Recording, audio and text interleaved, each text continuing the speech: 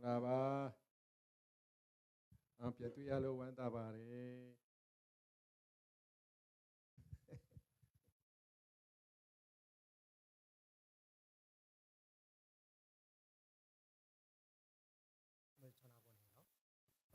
စနေနေ့တိုင်းဆိုရင်တော့မြန်မာမှာရှိတဲ့ဒီစိတ်ယုံပိုင်ရှင်တွေပေါ့နော်အဲ့ဒီတို့တွေနဲ့နှုတ်ကပတ်တော်ဝေငါလေးရှိတယ် 그런데 이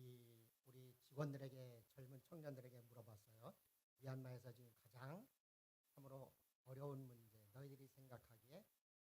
가장 큰 문제가 뭐냐 그렇게 물어봤습니다. အမှဒီသူတို့နဲ့အတူလုပ်နေတဲ့စကားပြန်ဘာသာပြန်လုပ်နေတဲ့မြန်မာဝန်ထမ်းတွေကိုလည်းရှိတာဆိုတော့သူတို့ကိုလည်းမေးတယ်မြန်မာပြည်မှာလောလောဆယ်အခက်ခဲဆုံးအချိန်ကဘာဖြစ်မလဲဆိုပြီးတော့မှမေးပါတယ်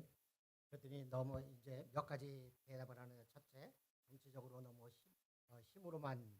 하려고 하는 경향이 있어서 자신들이 힘들다. ပရမအနေနဲ့နိုင်ငံကြီးမတည်ငြိမ်လို့ပေါ့နော်ကိုယ်အိမ်အားနဲ့စူးစမ်းပြီးတော့ကောင်းဖို့လုပ်တဲ့အခါမှာအမတန်မှ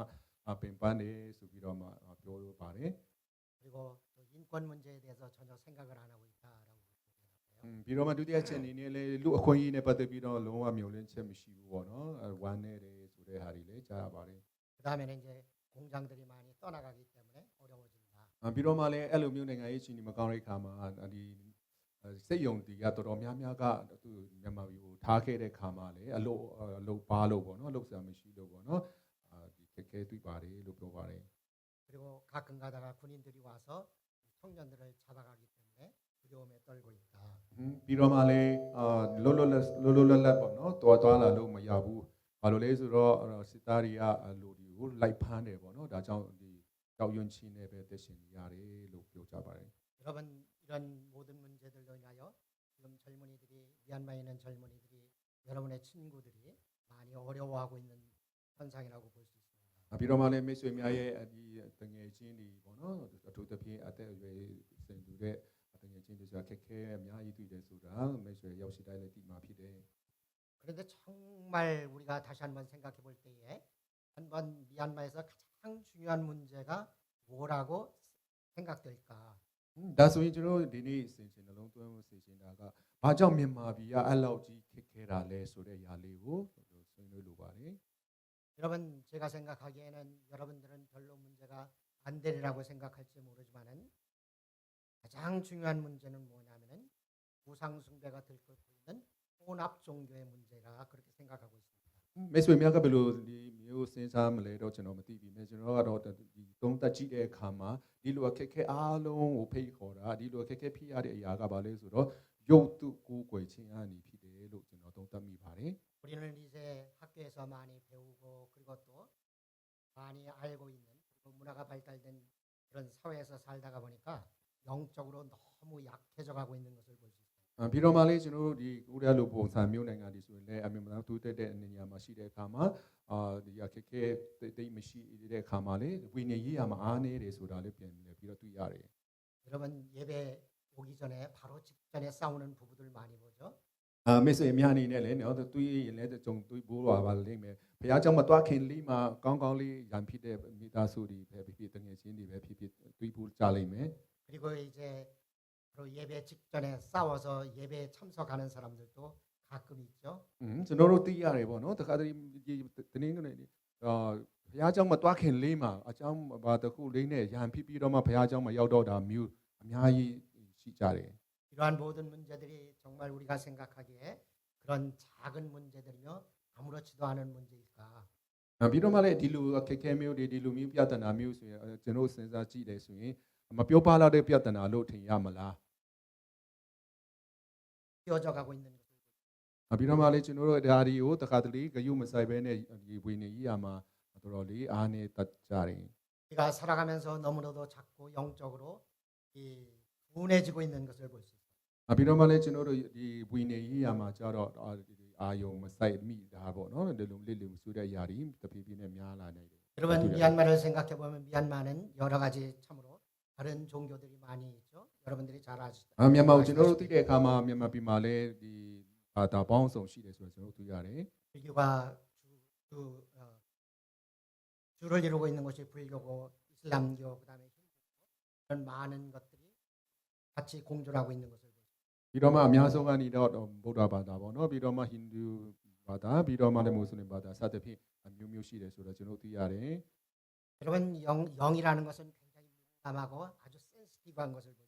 ဘာလို့လဲဆိုတော့ကျွန်တော်တို့ဒီဝိညာဉ်ကအင်မတန်မှသူက sensitive ဖြစ်တယ်ပေါ့နော်အင်မတန်မှအထိအခိုက်မခံတဲ့အစီအနီမှာရှိတယ်ပေါ့နော် 그래서 우리가 예를 들어서 가끔 가다가 우리가 어떤 때에는 에도 가고 어떤 때에는 힌두교 사원도 가고 이러면서 가끔 가다 여기도 가고 저기도 가고 그다음에 이런 식으로 돌아다니다가 보면은 또 영적인 부분들을 하여 결합되어져 가는 것을 보죠. ပြီးတော့မှလည်းကျွန်တော်တို့အမှဒီတချို့ဒီဆိုရင်တခါဒီဘုရားမှာရုပ်တုကိုကွယ်လိုက်တယ်ပြီးတော့မှဟိန္ဒူမှာတွားလိုက်တယ်ပြီးတော့မွတ်စလင်လည်းတွားကိုကွယ်လိုက်တယ်စသဖြင့်အဲ့လိုမျိုးဖြစ်တယ်မှာဝီနင်ကကြတော့သူကတော်တော်လေးရှုပ်ထွေးတယ်ဆိုတာလည်းကျွန်တော်တွေ့ရတယ် 때로는 우리가 성적으로 가끔 가다 보면은 사람과도 성적인 결합을 하고 저 사람과도 성적인 결합을 하고 또 이렇게 성적인 결합을 자꾸 하다가 보면은 그래서 무슨 문제가 생기냐면 거기에 영적으로 결합이 되는 것을 볼 수 있습니다. ပြီးတော့မှလည်းကျွန်တော်တို့တွေ့ရတယ်သူတဲ့နဲ့အထူးသဖြင့်သူတဲ့နဲ့နိုင်ငံတွေရောမသူတဲ့နိုင်ငံတွေရောကျွန်တော်တို့တွေ့ရတဲ့အရာတော့ဗာလဲဆိုတော့လိန်ပိုင်းဆိုင်ရာတစ္ဆာမရှိခြင်းတွေပေါ့နော်ဟိုမှာလည်းရှုပ်လိုက်ဒီမှာလည်းရှုပ်လိုက်စသဖြင့်အဲ့လိုမျိုးဖြစ်လာတဲ့အခါမှာဝီနေရေးရမှာရှုပ်ထွေးပြီးတော့မှဒီဘုရားလိုတော့မရှိတဲ့တက်တာမျိုးသိရှင်မိ 그러니까 우리가 생각하기에 영적으로 별 문제 없으라고 생각을 하지만 실제로는 영적으로 거미줄처럼 얽히고 얽히는 그런 삶을 살아가고 있는. ပြီးတော့မှကျွန်တော်တခါတလေလောက်ကြီးအာယုံမဆိုင်မိတယ်လို့ဖြစ်ပြီးမဲ့လေအဲ့လိုမျိုးဆွေးထွေးတဲ့တက်တာတွေရန်ပြူလိုက်တဲ့တက်တာတွေစသဖြင့်အဲ့လိုမျိုးဆွေးထွေးတဲ့အခါမှာပင့်ကိုအိမ်ဆောက်တယ်လို့မျိုးပေါ့နော်ဝီနေရမှာအဲ့လိုမျိုးဆွေးထွေးတယ်ဆိုတာကိုကျွန်တော်သတိထားမိမှာဖြစ်တယ် 여러분 이런 영적인 어떤 그런 혼합적으로 참으로 우상 숭배로 인하여 많은 영적으로 서로가 결합되어 있는 이런 부분들 그래서 영적으로 보면 엄청난 더러움을 아주 더러워지고 있는데 그런 것들을 우리가 무시한다면은 그런 것들을 뭐라고 하냐면 영적인 무지라고 이야기할 수 있습니다. ပြီးတော့မှကျွန်တော်အဲ့လိုမျိုးဒီဝီနေရေးရနဲ့ပတ်သက်လာတဲ့ခါမှာရှုပ်ထွေးမှုအဲ့ရတယ်လေးကိုကျွန်တော်မော်နမဲအဲ့လိုမျိုးပြထားမယ်ဆိုရင်ကျွန်တော်ဝီနေရမှာအရန်ကြဆုံးသွားနိုင်တယ်ဆိုတော့သတိထားစေချင်တာဖြစ်တယ် 지난번에 한번 잠깐 이야기한 것 같은데 저희 직원 중에 한 부부를 이제 양곤에서 저쪽 레구 쪽으로 해서 이 교회를 이제 다시 개척 교회를 시작하도록 12월 초부터 ပြီးတော့မှပြီးခဲ့တဲ့ချိန်မှာပြောခဲ့ပြီးလားမသိဘူးကျွန်တော်ရဲ့ဝင်ထန်းမိသားစုတို့ကနေပြီးတော့မလဲကူဘက်မှာပေါ့နော်အဲ့မှာဘုရားကျောင်းအစ်စတင်ဖို့ဆေလွတ်ခဲ့တဲ့ရှိပါတယ် 그때 그 부부가 우리 그 전도사 부부가 레구로 가서 집을 찾는데 어디를 찾았냐면은 바로 절 옆에 있는 그런 집을 하나 찾았는데 더군다나 더참 웃음이 나오는 것은 뭐냐면 그 집주인이 스님이래요. ပြီးတော့အဲ့လိုအဝင်ကြီးလေးလှုပ်ဖို့အလို့ငါပေါ့နော်အဲ့ဒီစင်ကြီးမောင်နှံကအမှတွားရောက်ပြီးတော့မှအဝင်ကြီးလေးတရားဝင်ငါဖို့ပေါ့နော်အလိုဝမ်းမြောက်ပဲတရားဝင်ငါဖို့ဘုရားကျောင်းတစ်စတင်ဖို့ပေါ့နော်တွားတာဖြစ်တယ်ဒါပေမဲ့သူတို့အိမ်ငားတဲ့နေရာကိုကြည့်တဲ့အခါမှာအဲ့ဒီချိုးပေါ့နော်သူတို့ဒီကိုးကွယ်ဒီတခြားဘာသာကိုးကွယ်တဲ့နေရာအိမ်ဥပမာစီဒီရဲ့နားပုံစံမျိုးပေါ့နော်အဲ့ဒီနားလေးဖြစ်ပြီးတော့မှအိမ်ရှင်ကလည်းတိုက်ဆိုင်ဖုံးကြီးဖြစ်နေတာ 그래서 12월부터 이제 시작을 했는데 겨우 한 달 조금 12월부터 시작을 했는데 12월ပိုင်းမှာစတာ 거기에서 아이들에게 모이라고 하면서 성경 공부도 가르쳐 주고 있다고. ပြီးတော့မှအမှဒီတူအိမ်နာအနားမှာရှိတဲ့ကလေးငယ်တွေပြီးတော့မှကျန်းစာဒီယူတင်ပေးတယ်လို့သိရတယ် 그래서 제가 당장 옮기라고 얘기했어요. ပြီးတော့မှကျွန်တော်ပြောပါတယ်အမြန်နိုင်ဆုံးအဲ့ဒီအနေပြီးတော့ဒီတခြားနေပြောင်းပါဆိုပြီးတော့မှပြောလိုက်တယ် 그러면서 제대로 이제 집을 또 다시 찾기가 어렵다고 하면서 달 정도 그곳에서 살다가 1월 달부터 다시 옮겼다고 해요. ပြီးတော့မှလည်းအဲ့ဒါနဲ့ချက်ချင်းပြောင်းဖို့ဒီအဲ့လိုမျိုးရှားရင်းနဲ့ရှားတာလည်းခက်ခဲတဲ့ခါမှာအမှတလားလောက်နေပြီးတော့မှဒီတလားပိုင်းမှာပေါ့ပြန်တော့မှအိမ်ပြောင်းတယ်လို့သိရတယ် 여러분 정말 그 교회 옆에 있는 개인이 스님인 그 집에서 성경 공부를 제대로 할 수 있을까요? စဉ်းစားကြည့်ပါမိတ်ဆွေများဘာလို့လဲဆိုတော့အဲ့ဒီနားမှာဖြစ်တယ်ပြီးတော့မှလည်းအိမ်ပိုင်ရှင်ကလည်းဖုန်းကြီးဖြစ်တယ်ဒါဆိုရင်အဲ့ဒီအိမ်မှာကျန်းစာကောင်းကောင်းတင်လို့ရမယ်လို့မိတ်ဆွေများစဉ်းစားမိလားထင်လား 제가 이제 지진으로 인하여 만달레에 몇 번 갔다 왔어요. ပြီးတော့မှလည်းကျွန်တော်မန္တလေးကိုပေါ့နော်ငလင်လုပ်ပြီးတဲ့ချိန်မှာတွားရောက်ပြီးတော့မှစူတောင်းပြီးဖို့ကိုနေပြီးဖို့တစ်ခေါက်ရောက်ခဲ့ဘူးတယ် 거기에 있는 교회를 하나 알아가지고 그 교회를 이렇게 해주면서 그 교회에서 아우리치 할 때 거기에 도와주면서 아우리치 시작할 수 있도록 기도해주면서 같이 하고 있습니다. ပြီးတော့မှမန္တလေးကိုတွားပြီးတော့မှဘုရားကျောင်းတနေရာပေါ့နော်ပစ္စည်းတဲ့အရာလေးကိုလည်းပြင်ပြီးတော့မှလိုအပ်တဲ့အရာလေးကိုထောက်ပံ့ရေးနဲ့သူတို့နဲ့လက်သွေးပြီးတော့မှအေဝံဂေလိဝင်ငါဖို့ရန်စတင်ခဲ့ပူပါတယ် 그 교회의 패스터 되시는 분이 အမှဒီအမှုတော်ဆောင်တဲ့ဆရာကအင်မတန်မှကောင်းတဲ့သူဖြစ်တယ် 이분이 처음에 사람들을 모아놓고 아우리치에 가서 사람들에게 설교를 하면 맨 처음에 이제 말씀을 전하면서 뭐라고 하느냐면 အဲ့လိုကနေပြီးတော့မှနားမှာရှိတဲ့လူငယ်တွေစုပြီးတော့မှအဲ့လိုမျိုးတွားရောက်ပြီးတော့မှအေဝံဂေလိတွားဝင်ငါတဲ့အခါမှာပထမဆုံးနေ့သူပြောတဲ့စကားပါလဲဆိုတော့ 불교의 석가모니도 좋은 분이고 ပြီးတော့မှဒီဗုဒ္ဓကိုကိုယ်ွယ်တဲ့လူတွေလည်းလူကောင်းတွေပါပဲ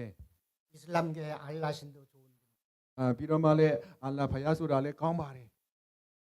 기독교의 신도 좋은 분이고 ပြီးတော့မှဟိန္ဒူမှာကိုယ်ွယ်တဲ့ဖယားလည်းကောင်းတယ် 기독교의 하나님도 좋은 분이다. ပြီးတော့မှလည်းဒီခရိယာမှာကိုယ်ွယ်တဲ့ဖယားလည်းကောင်းတယ် 다음부터 계속 이곳으로 와서 우리 하나님의 말씀을 좀 들었으면 좋겠다. 그렇게 이야기를 해요. ပြီးတော့မှလည်းသူကဒီသူတို့ရဲ့ကိုယ်ွယ်တဲ့ဘာသာကိုလည်းအယူတည်ပြီးတဲ့သဘောနဲ့အဲ့လိုပဲပြောပြီးတော့မှလာရောက်ပြီးတော့နောက်ချိန်ဒီမှာလာပြီးတော့မှဖယားရှင်ရဲ့ချစ်ချင်းမေတ္တာတည်င်းကိုပေါ့နော်နာခံဖို့ရန်နာယူဖို့ရန်ပေါ့နော်ကြားနာဖို့ရန်သူဖိတ်ခေါ်တယ် 여러분 정말 하나님을 믿는 하나님의 일을 하고 있는 우리 파스터들과 그리고 크리스찬들이 이런 모습을 보인다면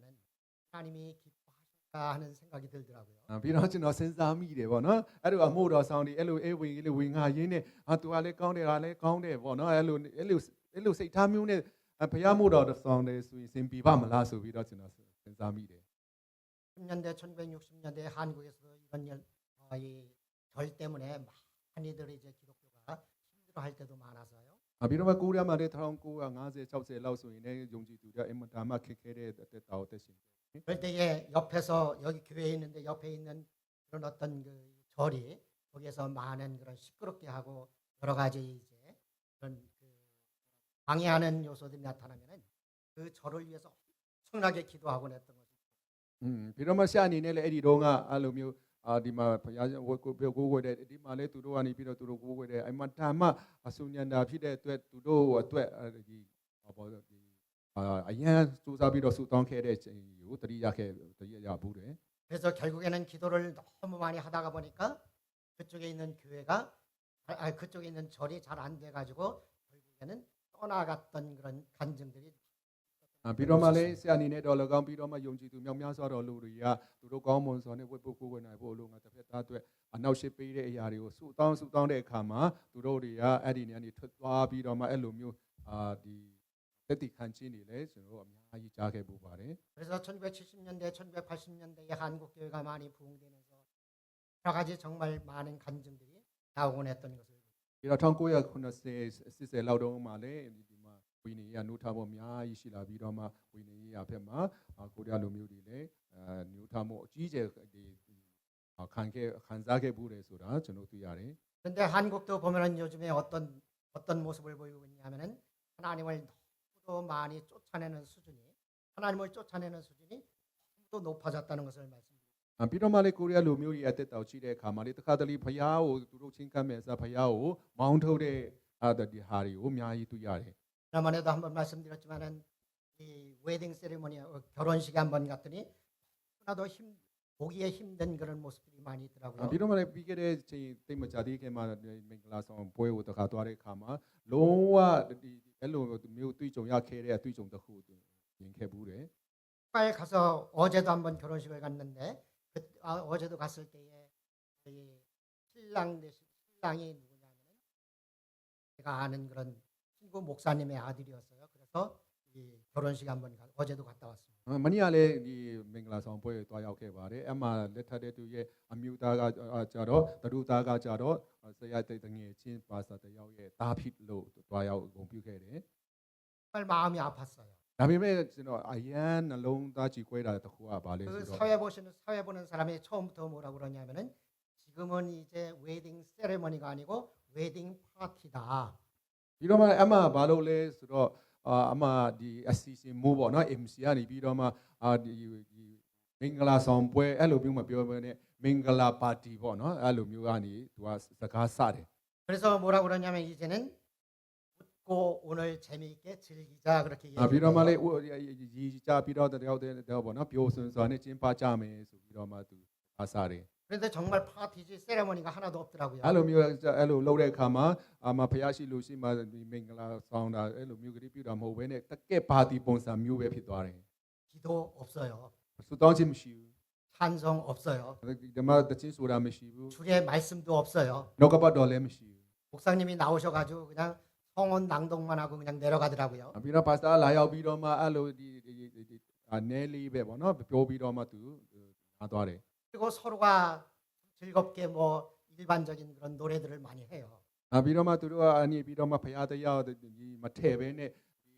ဒီလောကတချင်းဒီပါရီနဲ့ပေါ့နော်ဆိုပြီးတော့ပြောကြပါတယ် 그래서 우리 한국의 모든 젊은이 많은 젊은이들이 뭐라고 생각하고 있냐면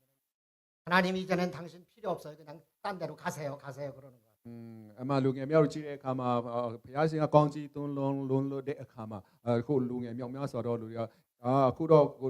ဖရာရှင်ကိုဖရာကိုအလိုမရှိတော့ဘူးကျွန်တော်တို့ပဲ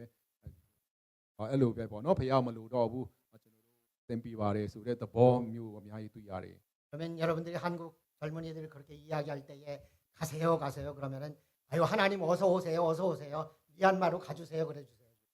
တကယ်လို့များမိတ်ဆွေများတကယ်ချင်းများအနေနဲ့အဲ့လိုမျိုးပဲဖရာကိုမဖိတ်ဘဲနဲ့ဖရာကိုအဲ့လိုပဲဘာဖရာဘလို့တော့မရှိဘူးလို့ပြောတယ်ဆိုရင်တော့ကောင်းပြီဒါဆိုရင်ဖရာကျွန်တော်တို့မြန်မာပြည်မှာလိုအပ်တဲ့မြန်မာပြည်ကိုသွားပေးပါဆိုပြီးတော့မှပြောပါတဲ့ 한국에서 축복의 촛대를 옮기다가 참으로 많이 염려가 되기도 합니다. ကျွန်တော်အနေနဲ့ဆိုရင်ဖရာရှင်ကနေပြီးတော့မှအဲ့ဒီကိုရီးယားမှာရှိတဲ့ကောင်းကြီးကိုတနည်းအားမှာရွှေ့သွားမှကျွန်တော်အရန်စိုးရင် 인누암도 그렇고 누암킴도 그렇고 예나도 그렇고 앞으로 결혼할 때에는 교회에서 하면서 하나님의 축복 가운데 했으면 참으로 좋을 것 같아요. ပြီးတော့မှအထူးသဖြင့်ဒီမှာဒီအကြောင်းတဲ့နွမ်ဒေါ်လာကောင်နွမ်ကင်ဒေါ်လာကောင်တော့ကင်နူတော့ဗောနော်အဲ့ဒါတို့ဒီမှာဖရာเจ้าမှာလက်ထပ်ပြီးတော့မှတကယ်မင်္ဂလာနဲ့ပြီးဆုံးတဲ့နှုတ်ကပတ်တော်နဲ့လက်ထပ်ပြီးတော့မှ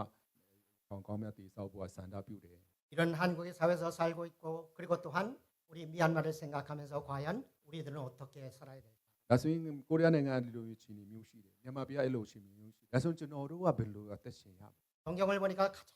정말로 하나님께 축복받으면서 살았던 그 많은 사람들 가운데서도 다니엘이나 이런 사람들을 보면은 참으로 우리가 본받아야 되겠다는 생각을 많이 합니다. အဲ့လိုမျိုးကျွန်တော်တို့တန်းစာကိုလေ့လာတဲ့အခါမှာဘုရားရဲ့အလိုတော်နဲ့နော်တစ္ဆာရှိစွာနဲ့ဂျုံခံနေတဲ့ချိန်မှာပင်ဘုရားကိုမပြတ်ကိုးကွယ်တဲ့ဒန်နီယယ်စသဖြင့်ပေါ့နော်ကျွန်တော်တို့သူတို့အသက်တာကိုကြည့်ပြီးတော့မှအတူယူရမှာအများကြီးဆိုတာ 그렇지만 과연 다니엘이 하나님으로부터 쓰임 받으면서 놀라운 축복의 대상이 되었던 것은 어떤 이유일까? ဒါဆိုရင်ဒန်နီယယ်ကနေပြီးတော့အဲ့လောက်ဘုရားကိုသူရတာကိုးကွယ်ရတာပြီးတော့မှဘုရားလည်းသူ့ချီးမြှောက်ရတဲ့အကြောင်းလို့ဝတ်ချက်ဘက်မှာရှိလဲဆိုတာ 하나님은 왜 다니엘을 쓰셨는가? ဒါဆိုရင်ဘုရားကနေပြီးဘာကြောင့်ဒန်နီယယ်ကိုအသုံးပြုတာလဲ 한번 다시금 나누어 보기를 အဲ့ 원합니다. ဒါတည်းကိုကျွန်တော်ဒီနေ့ဆွေးနွေးလို့တယ် 그러면 우리가 믿는 하나님은 누구예요? ကျွန်တော်ကိုးကွယ်တဲ့ဘုရားရှင်ကဘယ်လိုပုံမျိုးလဲ 가장 간단하게 말을 한다면 ဘယ်လိုဘုရားမျိုးလဲအတူထုံးနဲ့ပြောမယ်ဆိုရင် 구약의 하나님은 어떤 하나님이냐면은 상과 벌을 내리시는 상과 벌을 주시는 하나님이시죠. လူရင်းသူရှင်းလေးနဲ့ပြောမယ်ဆိုရင်တော့ကျွန်တော်တွေ့ရတဲ့ဘုရားရှင်ဒီမှာဟောင်းမှာကျွန်တော်တွေ့ရတဲ့ဘုရားရှင်ဘာလဲဆိုတော့ဘုရားရှင်ကနေပြီးတော့မှ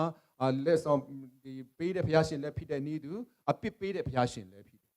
။အောက်ချပေးတဲ့ဘုရားရှင်ဖြစ်တဲ့နည်းသူအပြစ်ပေးတဲ့ဘုရားရှင်လည်းဖြစ်တယ် 그래서 구약에서 그 하나님께서 말씀하시는 것이 가장 기본적으로 뭐냐면은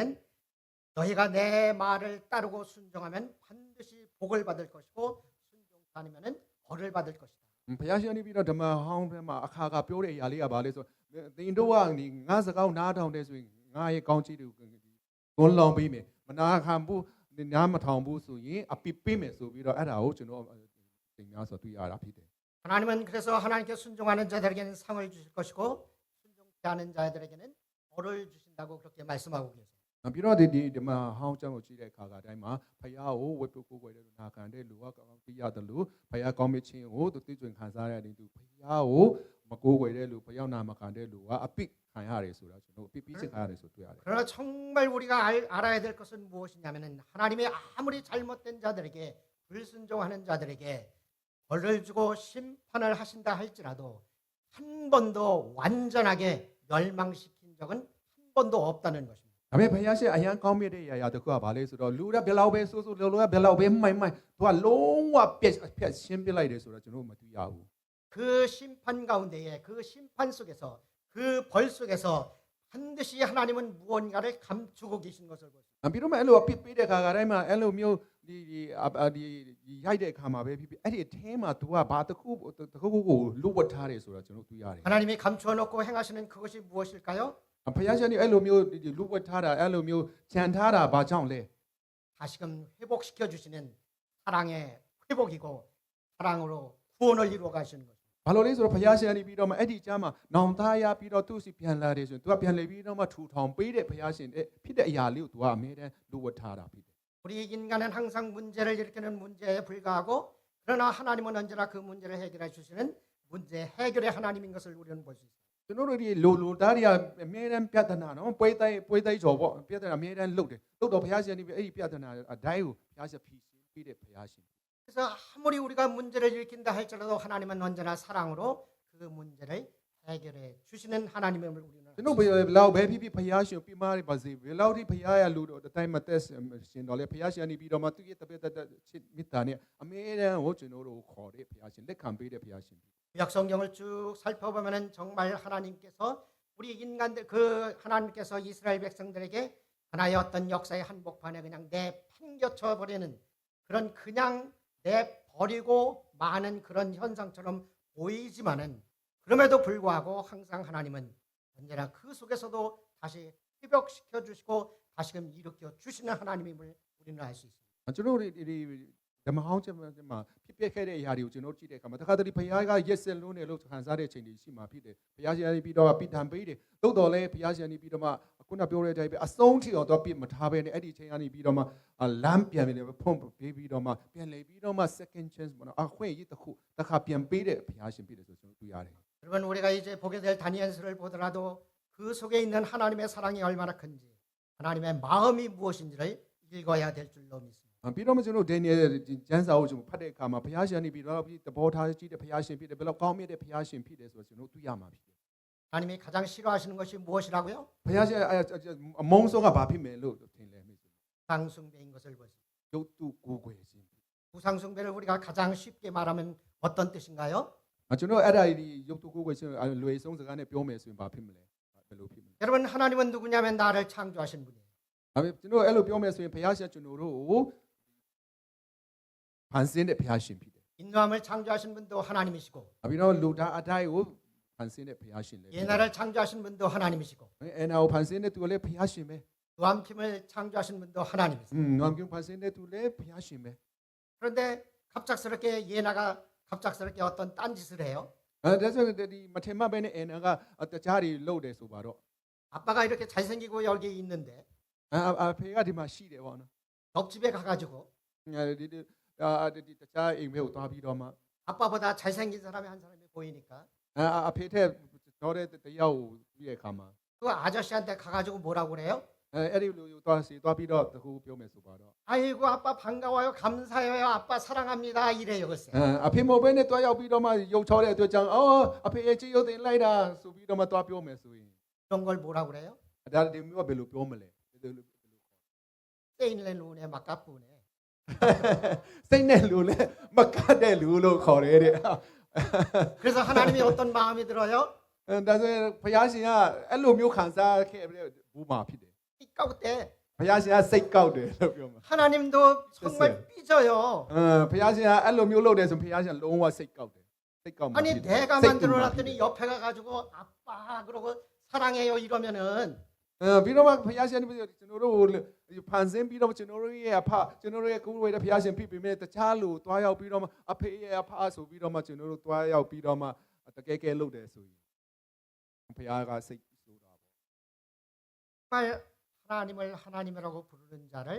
하나님은 사랑하시고 하나님은 기뻐하십니다. ကျွန်တော်တို့ရဲ့ကိုယ်ဝေတဲ့ဘုရားရှင်အပြီးကိုယိုသေးလေးစားတဲ့ကိုအဖလို့တွေခတ်တဲ့လူကိုသူ 여러분 이스라엘을 보면은 이스라엘이 두 나라로 갈라졌어요. အဲကျွန်တော်တို့ဣသရေလလူတွေရဲ့အသက်တောင်ကြည့်တဲ့အခါမှာဣသရေလနိုင်ငံကနိုင်ငံကိုခွဲတယ် 언제 갈라졌어요? ဘယ်ချိန်မှာခွဲလဲဆိုတော့ကြားလား 솔로몬의 아들 때 르호보암 때 갈라졌어요. ပြီးတော့မှဒီဆိုလမွန်ရဲ့သားရောဟဘောမ်ရဲ့ခက်မှာဣသရေလကနိုင်ငံခွဲသွား 그래서 남쪽과 남유다와 북이스라엘로 갈라진 것을 보세요. ပြီးတော့သူခွဲတဲ့အခါမှာမြောက်ဘက်ကနေပြီးတော့ဣသရေလဖြစ်ပြီးတော့တောင်ဘက်ကတော့ဇူဒာအဲ့လို 왜 갈라졌어요? ဘာလို့ခွဲလဲ 상숭배 때문에. ရုပ်သူကိုးကွယ်ခြင်း 누가 우상숭배를 했어요? ဘယ်သူကရုပ်သူကိုးကွယ်ခြင်းလုပ်လဲ 우리가 정말로 부러워하고 너무도 하나님의 사랑을 많이 받았다고 생각하는 솔로몬에 의해서 그래요. အဲ့ဒီအရာလေးကဘယ်ကနေစလာလဲဆိုတော့ကျွန်တော်တို့အမှန်တမ်းမှယုတ်တိလေးစားတဲ့နော်နာမည်ကျော်ဖြစ်တဲ့ဘုရားလေးကောင်းကြီးပေးတဲ့ဆိုလမွန်ရဲ့အသက်တာနေစတာ 솔로몬의 아내가 몇 명이요? ဆိုလမွန်ရဲ့ဇနီးကဘယ်နှစ်ယောက်ရှိလဲတို့တော့မပြောနဲ့ 1000. အယောက်တစ်ထောင် 그런데 한국은요 이것보다 더 많은 왕이 한 사람이 있었는데 ဒီထက်များတဲ့ဒီကိုရီးယားမှာတစ်ယောက်ရှိတယ် 백제 시대라고 백제 시대의 마지막 왕이 의자 왕이라고 그러거든요. ဝိ 의자 ဇာ 왕. ဘယင်ဆိုတဲ့ဘယင်ကဆိုလမွန်ထက်တောင်မှ 의자 왕은 3,000명이 있었대요. ဒီ 3,000명이요. အယောက်3000ရှိတယ်လို့ပြောပါတယ် 어우 작대가 너무 좋아가지고 တောက်တဲ့အရာသဘောကျတယ် 너무 기뻐하네. 농담이야. စတာပါ 괜히 또 절교하고 그러지 마. ဒါဆိုရင်ငါလည်းကိုရုပ်သူကိုးကွယ်မယ်လို့ပြောရင်မအောင်ဘူးပေါ့နော် 정말 11명이나 되는 솔로몬이 여자를 데려오면서 거기서 물론 정책적으로 했지만은 어떤 일을 벌였어요? ပြီးတော့မှလည်းအဲ့လိုမျိုးလုပ်တဲ့ခါမှာသူကနေပြီးတော့နိုင်ငံကို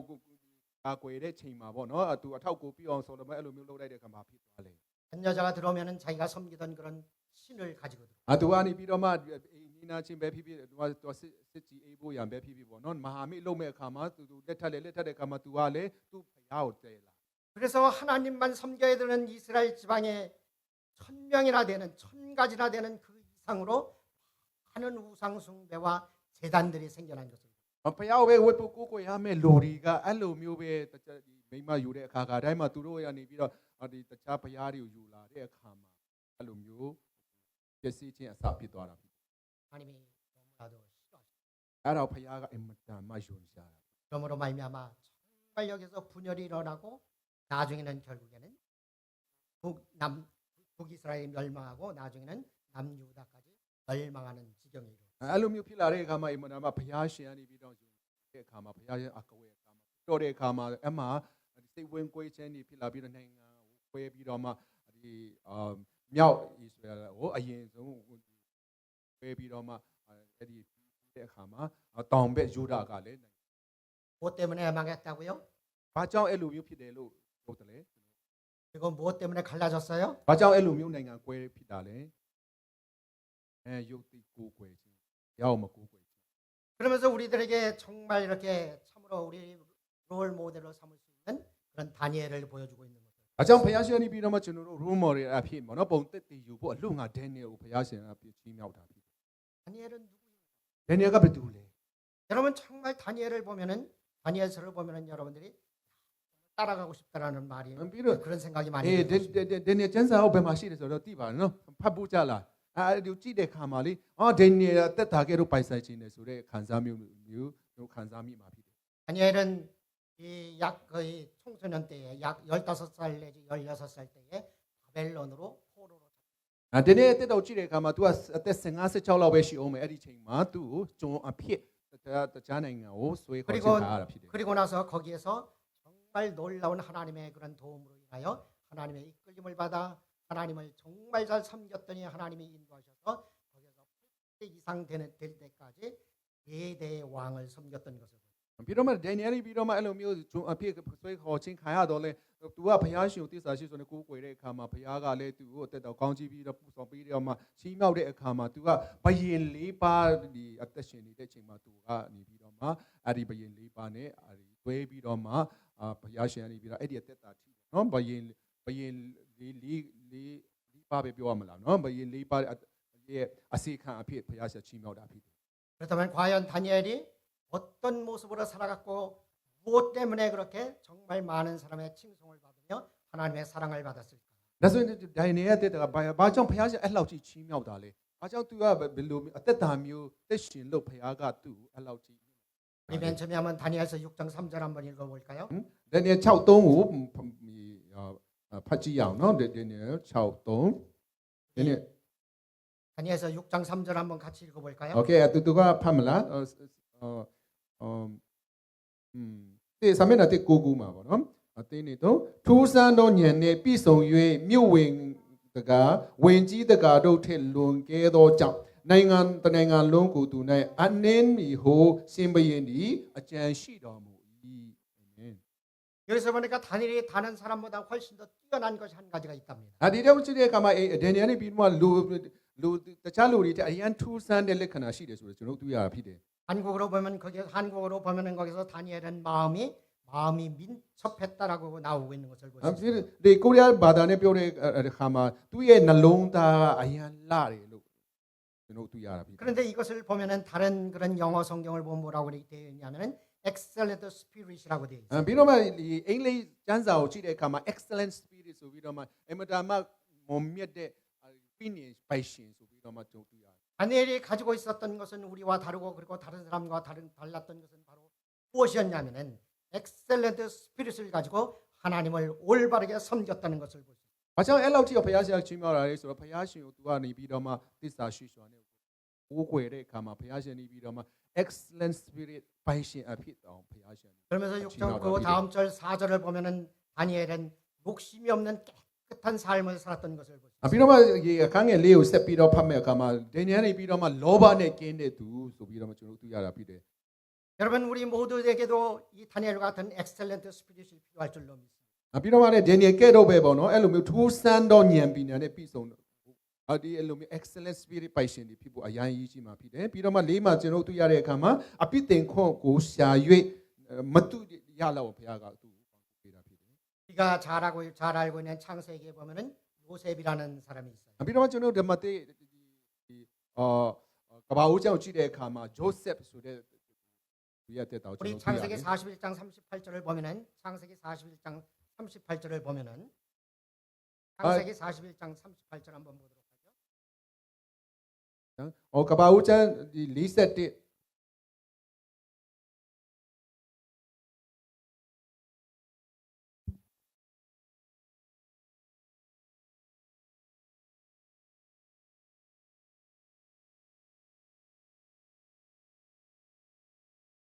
ပြန်ပို့စင်ပြီလား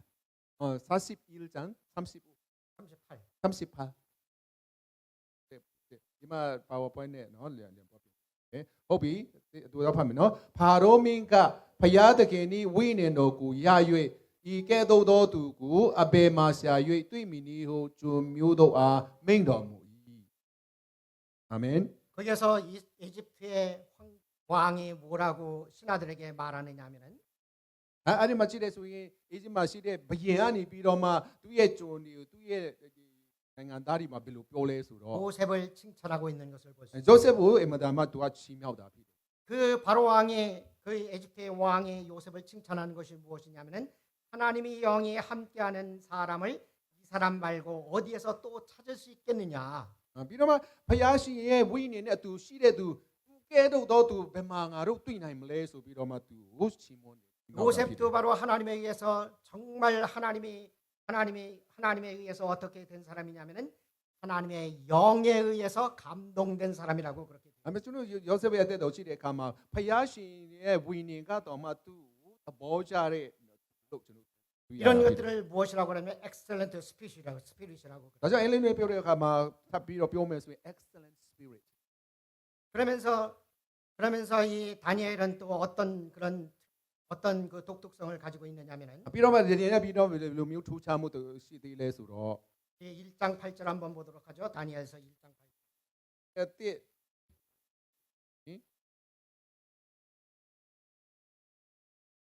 chapter 1 verse verse 8.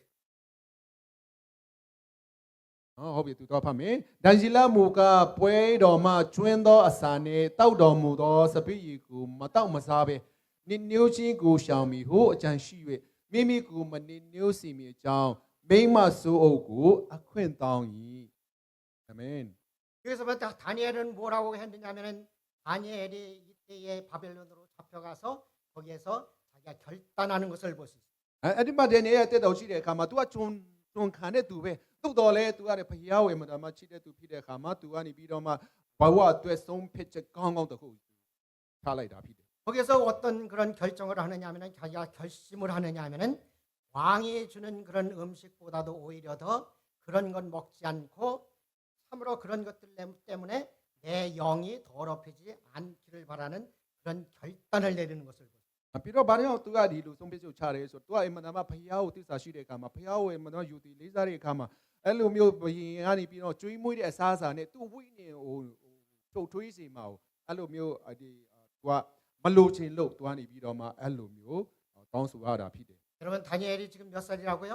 ဒီနေ့အဲ့ဒီချိန်မှာအခုကဘယ်တက်ဘယ်လောက်ရှိလို့ကျွန်တော်ပြောတယ် 예나보다도 어려요. तू ကကျွန်တော်ဖြစ်ခါတဲ့အခါမှာအနာထက်တောင်မှငယ်အောင် 15살 내지 16살밖에 되지 않았는데 तू က15 16လောက်ပဲရှိသေးတယ်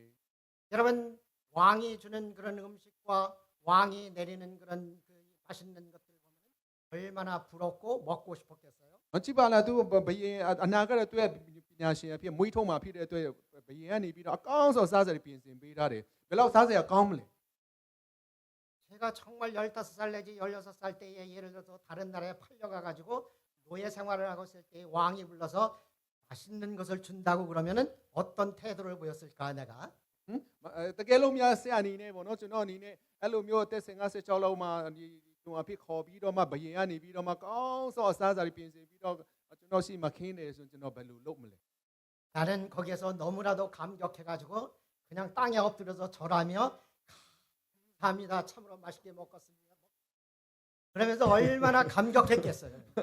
ကျွန်တော်သာဆိုရင်အမှလာသူ့လဲဒီဟိုပါပေါ့ဒီဘာလဲအုံးတော့ပြုတ်ပြီးတော့မှပေါ့နော်ဒီသူ့မှာဒူထောက်ပြီးတော့မှအော်ဒီတော့ပြင်ဆင်ပေးတာချီးဦးတင်ပါတယ်ဒီကောင်းကောင်းစားပါမယ်ဆိုပြီးတော့မှအဝစားပစ်လိုက်မယ်နဲ့တူတယ် 그리고 나서 거기에서 음식뿐만 아니라 나중에 정말로 내가 출세하기 위하여 더 높아지기 위하여 얼마나 아양을 떨었을까요? ပြီးတော့မှလည်းအမှဒီဘယင်လက်အောက်မှာလည်းလက်ခါလုံးမဲ့လူဖြစ်တဲ့ခါမှာဦးနောက်ပွင့်လင်းဖို့တာမှာကားပဲနဲ့ရုပ်ပိုက်ဆိုင်ရတဲ့အမောင်းတွေထွက်ဖို့စသဖြင့်အဲ့လေမဒါမဒီဗိုက်တာမင်ဘယ်လောက်ပြည့်စုံမလဲ 그런데 15살밖에 되지 않는 다니엘은 거기에서 왕이 주는 음식이라 할지라도 그런 음식은 먹지 않겠습니다. တော့တော့လည်းဒန်နီယယ်ကနေပြီးတော့ဖယားကိုဘယင်ကနေပြီးတော့မှကျွေးတဲ့အစားဆောင်မစားဘူးဆိုပြီးတော့မှအဲ့ဒါကြောင့်သူ့ကိုခေါ်တော့မနစ်ညူးစီပွဲတော့ယူ 다니엘이 왜 이런 이 음식은 먹지 않겠다고 그랬어요? ဒါနီယယ်ကနေဘာကြောင့်ဒီလိုမျိုးဆုံးဖြစ်တာလဲ 왜 이 음식 먹지 않겠다고 그랬을까요? ဘာကြောင့်မစားဘူးလို့ပြောတာလဲ 왜 이 음식을 더럽다고 그랬어요? ဘာကြောင့်ဒီအစားအစာတွေကဒီနေပြီးတော့မှတန်ရှင်းမတန်ရှင်းဘူးလို့သူကပြောတာလဲ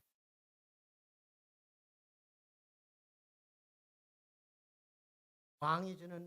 왕이 먹는 음식과 궁중에서 먹는 음식들은 다 어디에서 나오냐면은 먼저 제사를 드리고 난 다음에 주는 그런 음식. ဘာလို့လဲဆိုတော့ကျွန်တော်တို့ကဒီတီထားဖို့အရေးကြီးတာကဘာလဲဆိုတော့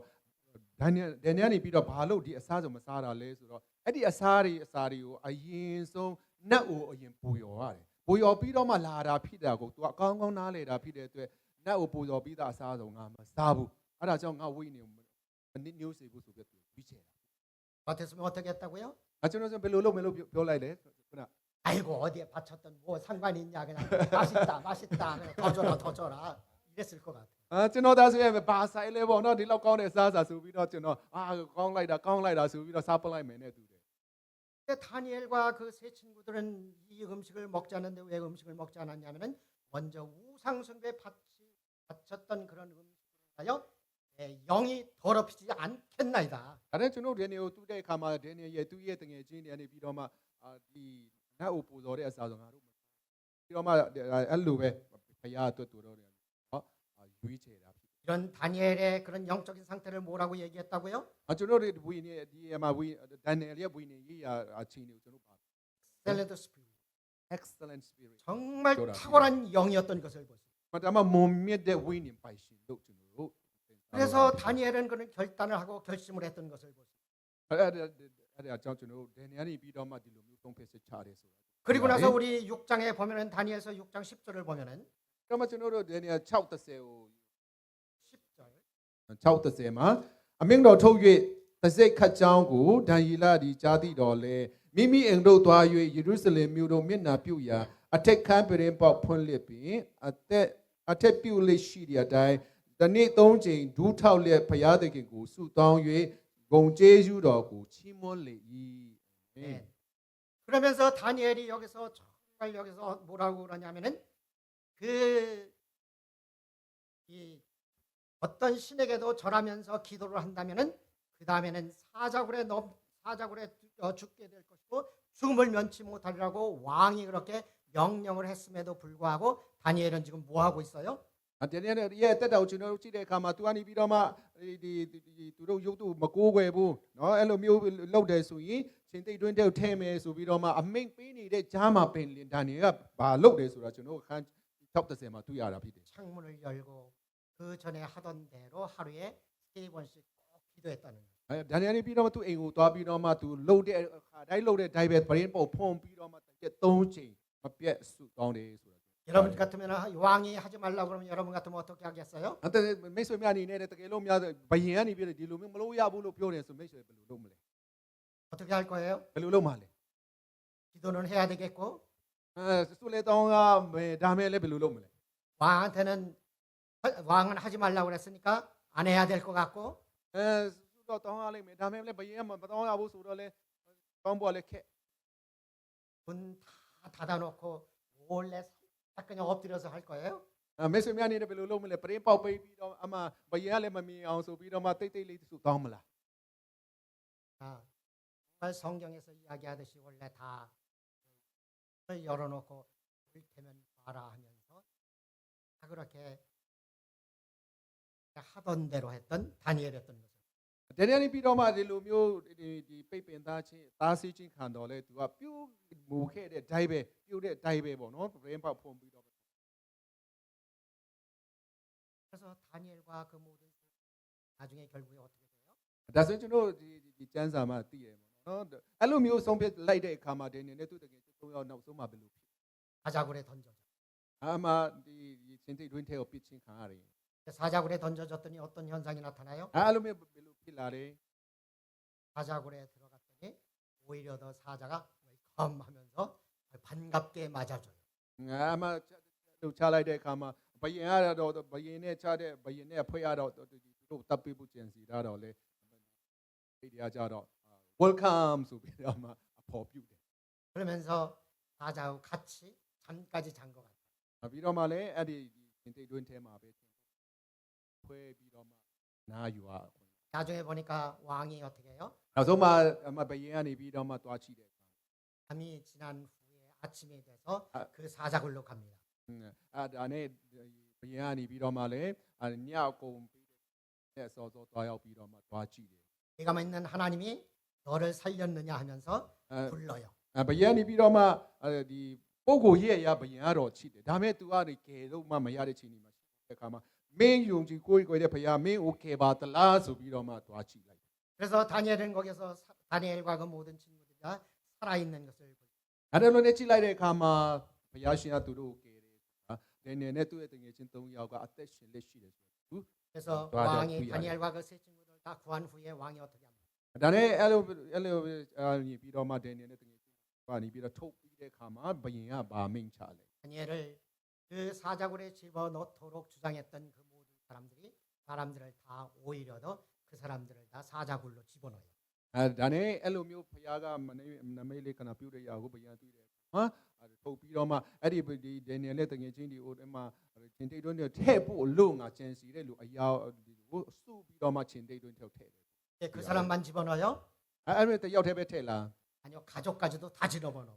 မိသားစုဝင်ဒီပါ 그런데 네, 정말 네, 네, 놀랍게 네. 거기서 어떤 현상 어떻게 표현을 했냐면 성경에서 အဲ့ကျမ်းစာထဲမှာဘယ်လိုပေါ်ပြလဲဆိုတော့ 이 사람들을 집어넣자마자 사자가 어떻게 했다고 되어 အဲ့ 있어요? ဒါကျမ်းစာထဲမှာအဲ့ဒီမတန်တင်တာကဒီလူတွေကိုဒီချင်းတိတ်တွင်းထည့်တာနဲ့တပြိုင်နက် 떨어 땅에 닿기도 전에 물 속으로 집어넣으니까 그거를 받아가지고 그 다음에는 오도독 뼈를 쫙쫙 그냥 잘라 먹었대요.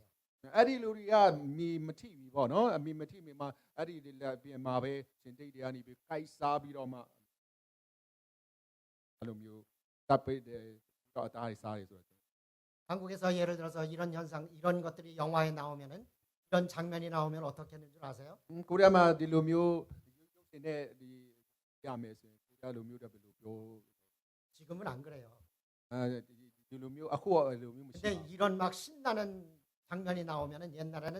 그 영화관에 있는 사람들이 모두가 박수를 막 쳤어요. 그냥. 신난다면서. အခုချိန်မှလာတယ်ဆိုရင်တော့ဒီလိုမျိုးတော့မလုပ်တော့ဘူးဒါပေမဲ့အရင်တုန်းကဆိုရင်ဒီမှာနူးထမှုတွေမဒါမှပူလောင်တဲ့အချိန်တွေဆိုရင်အားတဲ့အခါမှာပရိသတ်တွေကယုံကြည်သူတွေကလက်ခုပ်တွေတီးတယ်ပေါ့နော် 다니엘과 그 모든 그 다니엘 친구들은 언제나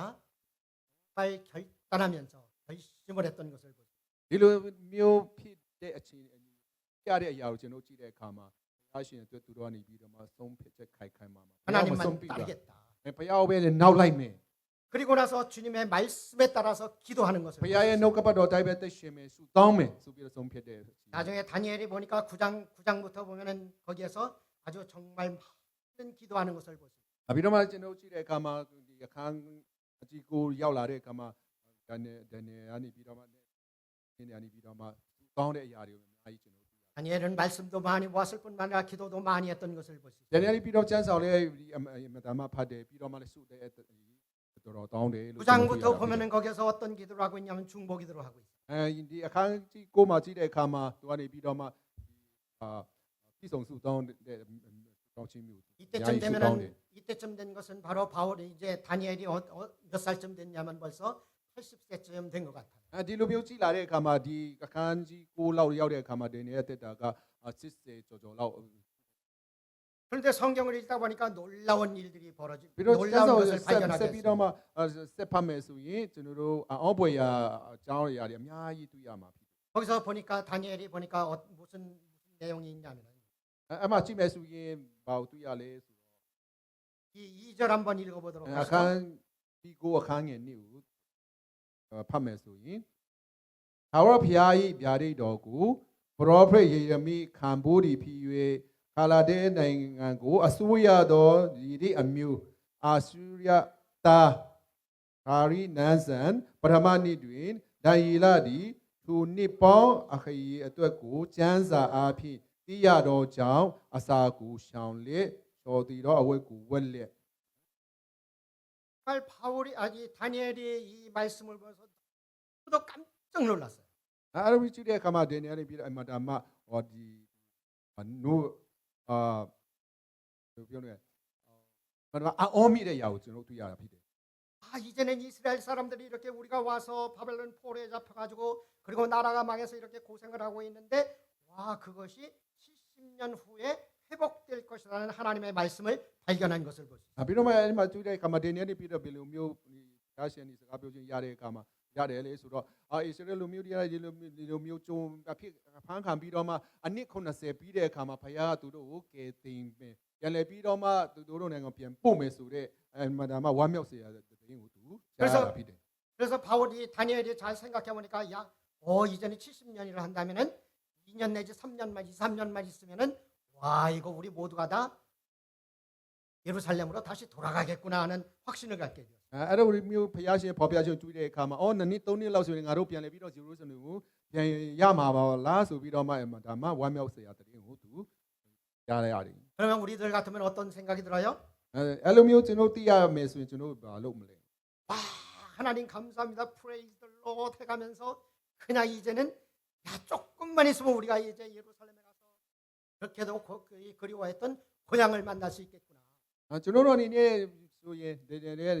အနေချင်းဒီမှာကျွန်တော်တို့သုံးသပ်ကြည့်မယ်ဆိုရင်မကြောက်ဘူးခင်မှာကျွန်တော်တို့ရဲ့ဇွာကိုမြို့ကိုပြန်လဲပြီးတော့တွားရောက်มาဖြစ်တယ်ဆိုပြီးတော့ဒါမှဝမ်းမြောက်ဝမ်းသာဖြစ်မှာဖြစ်တယ် 왜 그래요? 하나님이 예레미야를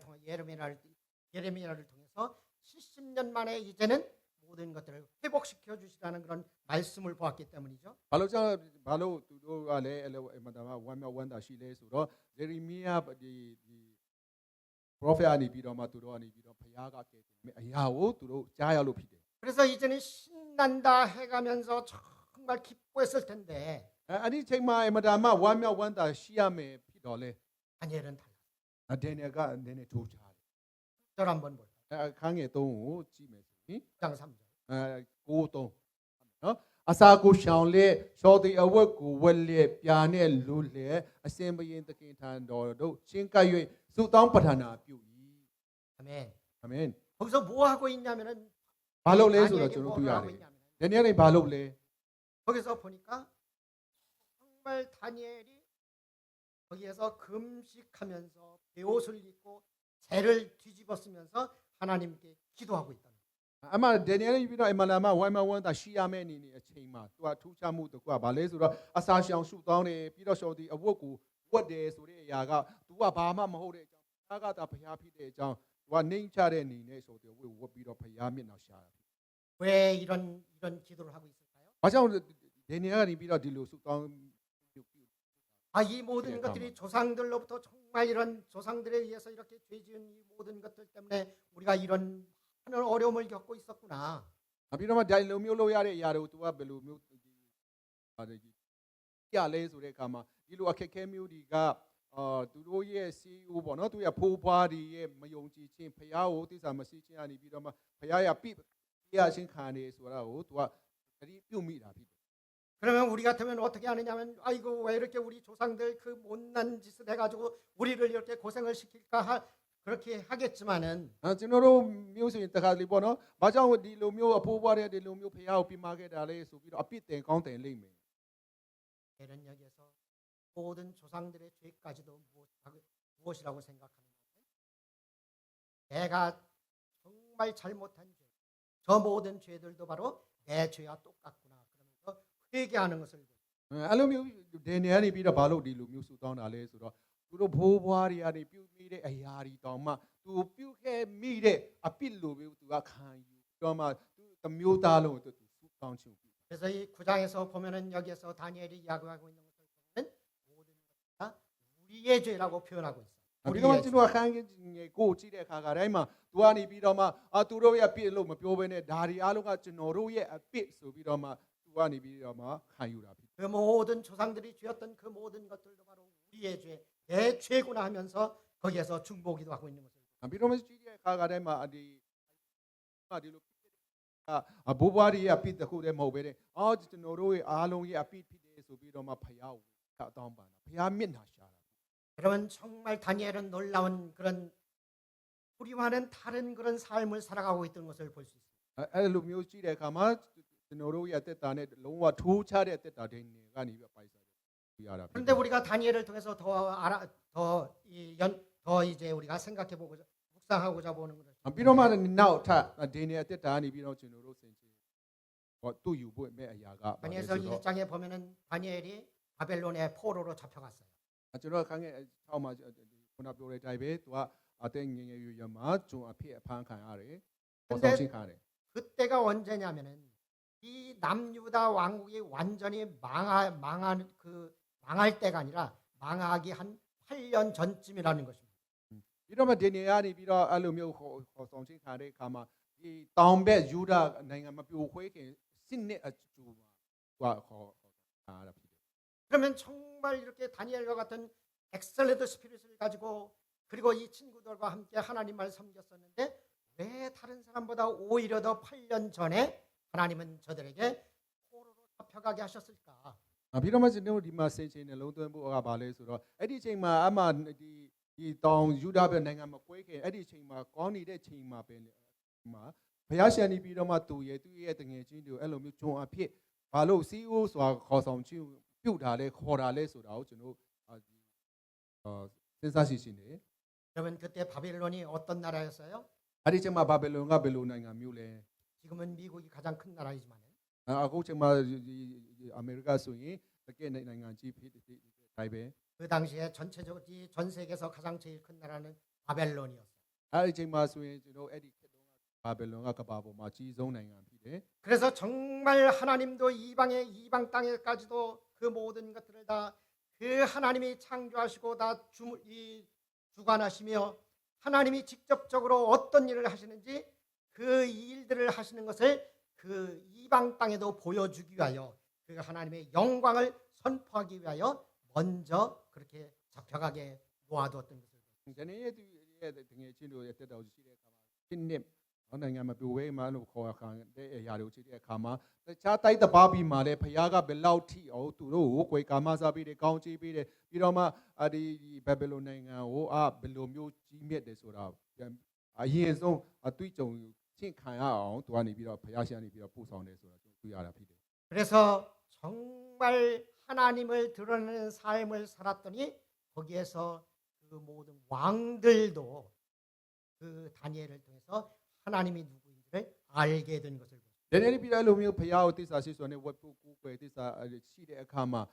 ဘယင်ဖခင်ကိုမသိတဲ့ဘယင်ကြီးကတောင်မှဖခင်ကိုသိရလောက်အောင်သူကနေပြီးတော့သူ့အသက်တာနဲ့သူ့ရဲ့ကိုးကွယ်ခြင်းသူ့ရဲ့ယုံကြည်ခြင်းအသက်တာအပြင်သူလမ်းပြတယ်ဆိုတာကျွန်တော်ပြရတာဖြစ်တယ် 이 다니엘서 2장 46절부터 한번 49절 한번 볼까요? ဒီနေ့နှစ် 2장 46절부터 နှစ် 49절. ဒီ49နှစ်49 46부터 49까지. 46ကနေပြီးတော့49ဖတ်ရအောင်နော်ဒီနေ့တုံးထူအခါနေဘုခတ်နေယာမင်းကြီးသည်ပြတ်ဝဲ၍ဒံရီလာကိုရှိခိုးကိုးကွယ်ပြီးလေဘိုးစောတကာပြုတ်ချင်းငါ၎င်းနန္တာများကိုမိရှိ၍စက်ကပ်ချင်းငါ၎င်းစီရင်တော်မူလေကိုတော်သည်ထိုဤနေနေသောအရာကိုဖွင့်ပြနိုင်သည်ဖြစ်၍အကယ်စင်စစ်ကိုတော်ဤဖရာသခင်သည်ဖရာတို့ဤဖရာဘယင်တို့ဤအရှင်နည်းနည်းသောအရာကိုဖွင့်ပြတော်မူသောသခင်ဖြစ်တော်မူ၏ဟုတ်မိန့်တော်မူ၍ဒါရီလာကိုချီးမြှောက်လျက်များစွာသောဆုလက်တပါတာကိုပေး၍ဘာနုလုံးနိုင်ငံတွင်ဝင်ကြီးအရာ၌၎င်းဘာဘောလွန်ပညာရှိတို့ကိုအုပ်ဆိုးသောဝင်အရာ၌၎င်းခန့်ထားတော်မူ၏ထိုအခါဒံရီလာသည်တန်တော်ဦးသိန်တော်ကြောင့်မင်းကြီးသည်စာရရဲ့မိရှက်ဘာဗေနဂေတို့ကိုဘာဗေလုန်နိုင်ငံတွင်ဝင်အရာ၌ခန့်တော်မူ၏ဒံရီလာသည်နန်းတော်ဦး၌နေရလေ၏အာမင် 아멘. 여기서 보니까 정말 그 왕이 놀라운 하나님이 누구인가를 발견하게 됩니다. ပြီးတော့အဲ့မှာဒီစင်ဘယန်နေပြီးတော့မှဖျားရှင်ကဘယ်လိုဖျားမျိုးလဲဆိုတာကိုသူကသိခွင့်ရတယ် 그를 통하여 이렇게 알게 되었어요. ဘယ်သူကြောင့်လဲဒီနေရာကြောင့်ဖြစ်တယ် 이 정말로 놀랍게 하나님을 드러내는 삶을 살았더니 왕까지도 하나님이 누구인지 알게 되었다는 거죠. ဒီနေ့ပြီးတော့အဲ့လိုပဲသိစာရှိဆိုတဲ့ဖျားကိုဝတ်ပုကိုယ်လိုက်တယ်မှာတဲ့အခါမှာဘယင်ကပင်လေဘယင်ကတောင်မှသူကိုယ်ကွယ်တဲ့ဖျားကို 이런 삶을 뭐라고 그래요? ဒီလိုအသက်ရှင်မျိုးကျွန်တော်ဘာခေါ်လဲ 하나님께 영광을 돌리는 삶이라고 ဖ 그럽니다. ျားရှင်ကိုဂုံပြူတဲ့ဖျားရှင်ဘုံတော်ထင်ရှားစေတဲ့သက်သားလို့ကျွန်တော်ခေါ် 나의 삶을 통하여 하나님이 드러나는 것. ကျွန်တော်တက်တာအပြင်ဖျားကိုဘယ်လိုဖျားဖြစ်တယ်ဆိုတာပေါ်ပြတာထင်ရှားတယ် 하나님이 오히려 더 존경받게 되는 것. ဖျားကဒါ၍ဒီလေးစားခြင်းခံရတဲ့တက်တာ 이런 것들이 영광스러운 삶이라고. ဒီအရာလေးတော့ကျွန်တော်တို့ကအင်မတန်မှဖျားဘုံတော်အတွက်သိရှင် 많이 나오지만 하나 더 볼까요? ပြီးတော့ကျွန်တော်အများကြီးကြည့်ခဲ့ပြီးပြီတော့တစ်ခုလောက်ထပ်ကြည့်အောင်မယ်ဆိုရင် 3장 28절부터 한번 볼까요? 3:28ကနေပြီးတော့မှ30မှာကြည့်မယ်အခန်းကြီး3အခန်း 3장 ကြီး 28절부터 28ကနေပြီး 30절. တော့မှ30ဟုတ်ပြီနော်28ကနေ 28절부터 28ကနေ30ဟုတ်ပြီဖတ်မယ်နော် 3장 3장 예နေဘုခတ်နေယာမင်းကြီးကလည်းရှာဒက်မရှက်အဘေနဂေါတို့၏ဖျားသခင်သည်မင်္ဂလာရှိတော်မူစေတည်းမိမိတို့ဖျားမှတပါအခြားသောဖျားကိုဝတ်ပြုတ်ကိုးကွယ်ခြင်းနှင့်ကင်းလွတ်မိအကြောင်းဖျားသခင်ကိုယုံကြည်ကိုးစား၍မင်းကြီးအမိန့်တော်ကိုစန့်လက်အမိမိကိုပင်အနန္တောကျွန်တော်ယင်တို့ရှိရာတို့သူဖျားသခင်သည်၎င်း 게임 드마고 실로유에 깨된더무비 도장 아야야 도나이니유에 아띠띠 아차차더 바다 사가고 뼈더 루 어뮤뮤도린 તસomတယောက်သော သူသည် 샤뎃 메ရှက်아베네고도이ဘုရားသခင်က ပြစ်မှားသော စကားကို ပြောလျင် ထိုသူကို အပိုက်ပိုက် ရှင်းစေ သူ၏အိမ်ကိုလည်း နောက်ချီပုံဖြစ်စေဟု ငါအမိန့်တော်ရှိ၏အကြောင်းမူကား ထိုမြောက်လောက်သော ကယ်တင်ခြင်းကို ထိုဘုရားသခင်မှတပါး အဘယ်ဘုရားမျှမပြုနိုင်ဟု မိန့်တော်မူပြီးမှ အာမင် 바벨론နိုင်ငံတွင် 샤뎃 메ရှက်아베네고도ကို ချီးမြှောက်တော်မူ၏အာမင် 여기서 보니까 다니엘과 다니엘의 친구들을 통해서 거기에서 정말 왕이 뭐라고 얘기를 하냐면은 저들의 하나님을 찬송하고 해도 한다. ပြီးတော့ဘုရင်ကိုယ်တိုင်ကနေပြီးတော့သူတို့ရဲ့ကိုးကွယ်တဲ့ဘုရားကိုချီးမွမ်းပါတယ်လို့ဆိုပါတယ် 다니엘과 다니엘의 그 친구들을 보면서 하나님이 드러나는 것을 ပြီးတော့ဒါနီရဲ့သူ့ရဲ့တကယ်ချင်းတွေကိုကြည့်ပြီးတော့မှဘုရားရဲ့ကောင်းမြတ်ခြင်းကိုထင်ရှားတယ်ရတယ် 여러분 이 모든 것들을 통하여 다니엘의 삶을 보면은 다니엘이 어떤 사람이라는 것을 우리는 어느 정도쯤 အဲ့ဒီမျိုးရှိတဲ့အခါမှာဒေနီကဘယ်လိုတက်တာမျိုးတက်ရှိခဲ့တယ်ဆိုတာကျွန်တော် 그 계속 읽어가면은 정말 왕들이 그 알지 못했던 그 이방신들이 그 사이 이 다니엘과 다니엘의 친구들을 통해서 얼마나 많은 것들을 보고 배우고 하나님이 누구인지를 알게 되었는지를 알 수 있어요. ဒီဆက်ပြီးတော့မှဖတ်မယ်ဆိုရင်လည်းအမှားရှိတဲ့ဒီသူတို့ဒေနီနဲ့သူတကယ်ချင်းကိုးကွယ်တဲ့ဘုရားရှင်ကဘယ်လောက်တကူကြီးတဲ့ဘုရားရှင်ဘယ်လောက်ကြီးမြတ်တဲ့ဘုရားရှင်ဆိုတာတခုပြီးတခုကျွန်တော်တို့ဒီဘယင်ကနေပြီးတော့မှအတိမပြုတ်တယ်မြင်သွားတယ်ဆိုတာကျွန်တော်တွေ့ရတာဖြစ်တယ် 이 다니엘이 정말로 그 나라가 망하기 전에 8년 전에부터 8년 전에 이미 벌써 바벨론으로 팔려갔던 그 이유는 뭐라고요? ကျွန်တော်တို့ကြည့်တဲ့အခါမှာအဲ့ဒီတောင်ယူဒမပြိုဝဲခဲ့မှာ10နှစ်မှာဘုရားကပို့ရတဲ့အကြောင်းရင်းကကျွန်တော်ကြည့်မယ်ဆိုရင်ဘာကြောင့်လဲ 하나님의 온 우주의 하나님이라는 것을 선포하기 위해 ဘုရားရှင်နေပြီးတော့မှသူကဒါလင်းကြီးမြတ်တဲ့ဘုရားရှင်ဖြစ်တယ်ဆိုတာထင်ရှားဖို့ဖြစ်တယ် 그러면서 나중에는 이 다니엘을 통해서 무엇을 하냐면은 그 8년 후에 많은 이스라엘 백성들이 이제 다니엘로 잡혀오는 것에 그들을 위하여 많은 것들을 준비시켜 주면서 그들을 돕는 것을 ကမှအဲ့ဒီ10နှစ်ပြီးတဲ့အခါမှာဒီဘယ်လိုမျိုးဒီလာရောက်တဲ့အခါမှာဗောနော်ကျွန်တော်ဖြစ်ဖိုင်စင်ခံရတဲ့အခါမှာသူကနေပြီးတော့ကြိုတင်ပြီးတော့မှဖရားရဲ့လူတွေအတွက်ဒီကောင်းမြတ်ခြင်းမြောက်များစွာပြုတ်ပေးနိုင်ဖို့အလို့ငါဖရားဆက်ကြိုတင်ပြီးတော့သူ့ပို့တာ 이런 다니엘을 비롯하여 많은 이스라엘 백성들이 이런 어려움을 겪으면서 어떤 생각에 사로잡혀 있을까요? ဒီလိုမျိုးကြည့်တဲ့အခါမှာဒီအနေနဲ့တွေ့တကယ်ချင်းတာဘယ်လိုမျိုးခံစားမလဲ 구원자 그리스도께서 다시금 오셔서 정말 우리를 더욱더 구원해 주셔서는 그의 메시아 사상에 사로잡혀 있던 것을 ပြီးတော့မှဒီလိုမျိုးကြည့်တဲ့အခါကျွန်တော်ကိုယ်တူထဲမှာလည်းကြည့်တဲ့အခါမှာဖရားရှင်ကနေပြီးတော့မှသူ့လူမျိုးတွေကိုပြန်လဲပြီးတော့ရှာပြီးတော့မှတရားကိုကျွန်တော်တွေ့ရတာဖြစ်တယ် 그래서 그런 메시아 사상에 사로잡혀 있는 많은 백성들과 함께 다니엘이 했던 것은 바로 무엇이냐면은 조상들의 죄까지도 아까 우리가 성경을 읽어서 알 수 있듯이 그에게 기도를 했던 것을 ဒီတော့မှတရားတက်တောက်ကြည့်တဲ့အခါမှာဒါမှသူတိမ့်တဲ့အရာတကူကဘာလဲဆိုတော့ဘိုးဘွားတွေရဲ့အပိဒီတောင်မှသူ့ရဲ့အပိလူသူလွန်တဲ့အပိလူခံစားပြီးတော့မှဘိုးဘွားတွေအတွက်တော့ကောသူကနေပြီးတော့မှကျွန်တော်တို့ရဲ့အပိဒီဆိုပြီးတော့မှဝင်ချတောင်းပန်တဲ့အရာတွေလည်းရတာဖြစ်တယ် 여러분 우리 모두가 다 조국을 위하여 기도하고 ပြီးတော့မှကျွန်တော်တို့အနေနဲ့ကျွန်တော်ရဲ့မိနိုင်ငံအတွက်ဒီအခါခါဆူတောင်းတဲ့အချိန်လက်ရှိမှာဖြစ်တယ် 미얀마가 많은 어려움을 겪고 있는 것을 မြန်မာနိုင်ငံနဲ့ပြီးတော့ကျွန်တော်တို့ယေရှုတောင်းခြင်းကိုစာငတ်နေတာဖြစ်တယ် 그러면 ဒီနေတယ်ဆိုကျွန်တော်သိရတယ် 이럴 때에 과연 조국을 위하여 미얀마를 위하여 여러분들이 해야 될 것이 무엇인지 ဒီလိုချင်းဒီမျိုးမှာမြန်မာနိုင်ငံအတွက်မိတ်ဆွေများလုပ်နိုင်တဲ့အရာတော့ပါ 여러분 정말로 하나님을 기다리는 하나님만이 미얀마를 해결할 수 있다는 하나님만이 미얀마를 구원할 수 있다는 그런 놀라운 그런 하나님을 기다리면서 미얀마를 구원시켜 주기를 기다리는 그런 믿음을 갖고 우리는 살아야 될 줄로. ကျွန်တော်အနေနဲ့မြန်မာနိုင်ငံဖရားရည်နေပြီးတော့သူ့အချိန်ကြာလာတဲ့အခါမှာကဲသေးမယ်ဖရားရှာနေပြီးတော့မြန်မာပြန်လဲပြီးတော့ထုတ်တောင်းပေးမယ်ဆိုတော့ယုံကြည်ခြင်းနဲ့ကျွန်တော်အသက်ရှင်ဖို့အရင်ရှိမှာဖြစ်တယ် 다니엘이 했던 것이 무엇이에요? ဒါနဲ့ဘသူဘာလုပ်ခဲ့လဲ 조상 때부터 조상들이 저질렀던 그런 모든 죄를 내 죄처럼 다 회개하고 그래서 하나님께 놀랍게 부르짖었던 것을 ပြီးတော့ဒီနေ့ပြုတဲ့အတိုင်းပဲသူဘိုးဘွားတွေရဲ့ကျူးလွန်ခဲ့တဲ့အရာတွေတောင်မှသူပြစ်လို့ခံစားပြီးတော့ဆူတောင်းတဲ့အရာကိုဒီနေ့တက်တယ်မှာကျွန်တော်တွေ့ရတဲ့နည်းတူ 저는 미얀마의 역사에 대해서 아직은 잘 모르겠어요. ပြီးတော့မြန်မာရဲ့တရားနဲ့ပတ်သက်ပြီးတော့ကျွန်တော်နည်းဆက်ရှက်မသိခဲ့ပါဘူး 공부한 것이 없어서 그래요. ကျွန်တော်ဒီစာလေ့လာတာနည်းလို့ဖြစ်တယ် 그러나 정말 미얀마를 위하여 기도하기를 원하며 미얀마에 대하여 알고 싶어요. တော်တော်လေးမြန်မာအတွက်ကျွန်တော်ဆူတောင်းခြင်းနဲ့မြန်မာအကြောင်းလေးပို့ပြီးတော့သိခြင်းတယ် 그래서 참으로 이렇게 어려움을 겪고 있는 이 모든 것들을요 내가 죄를 지은 것처럼 이제는 회개하며 기도하는 여러분들이 되길 원합니다.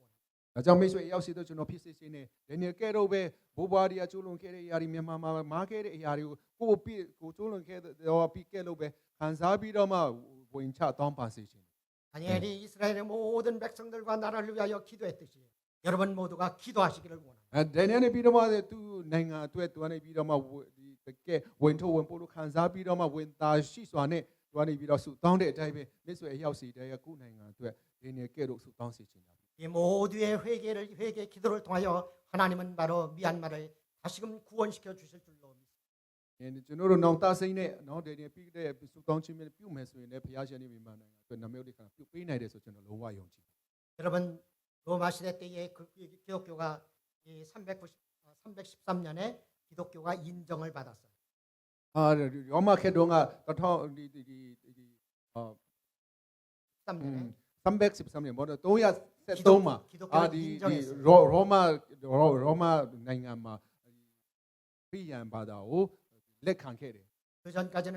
정부에서 그리고 많은 모든 백성들이 다 기독교를 박해했습니다. အဲ့ဒီမတိုင်ခင်မှာကျတော့ဒီရောမအစိုးရနေပြီးတော့မှယုံကြည်သူနော်ခရိယန်ကိုအမှဒါမှနေစစ်တယ် 313년에 이 크리스천 기독교를 인정을 했고 373မှာကျတော့ဘုရားရှင်တွေကနေပြီးတော့မှရောမဘုရင်ကနေပြီးတော့မှခရစ်ယာန်ကိုအတိအမှတ်ပြုပေးတာ 기독교를 허락한다는 그런 인정을 했고 ခရစ်ယာန်ယုံကြည်ခြင်းကသူအတိအမှတ်ပြုပေးတယ်လက်ခံပေးတယ် 그리고 393년에 로마가 기독교를 국교로 받아들였어요. ပြီးတော့မှဒီ393မှာရောမနိုင်ငံကနေပြီးတော့မှခရစ်ယာန်ယုံကြည်ခြင်းကိုနိုင်ငံတော်ရဲ့ဘာသာဖြစ်သတ်မှတ်တယ် 여러분 그 당시에 기독교 인구가 몇 명이었는 줄 알아요? အဲ့ဒီမတိုင်ခင်မှာယုံကြည်သူရဲ့လူဦးရေကဘယ်လောက်ရှိတယ်လို့ 전 국민의 7% 내지 8%밖에 안 됐다고 그래요. အဲ့ဒီမတိုင်ခင်မှာကျတော့ယုံကြည်သူရဲ့ဒီလူဦးရေပေါ်ပြလာကို900ခိုင်နှုန်းပဲရှိတယ် 7%밖에 안 되는 그런 크리스천 때문에 그 거대한 제국이 크리스천이티 기독교를 받아들였고 국교로 바로 받아들인 것을 အဲ့ဒီဆိုရနေပြီးတော့မှဘယံနေပြီးတော့မှလက်မခံခင်မှာတိမပြုတ်ခင်မှာ900ခိုင်နှုန်းတော့ရှိတဲ့လောက်ပဲရှိတဲ့ယုံကြည်သူတွေရဲ့ဆူတောင်းခြင်းအကျဉ်းနာညောင်းပြီးတော့မှဒီသူရဲ့နိုင်ငံကိုယုံကြည်သူနိုင်ငံအဖြစ်ပြောင်းလဲပြီးတဲ့အထိဒါကိုဘုရားရှင်ကနာညောင်းပြီးတယ်ဆိုတွေ့ရတာဖြစ်တယ် 전 인구의 크리스천이티가 크리스천 자체가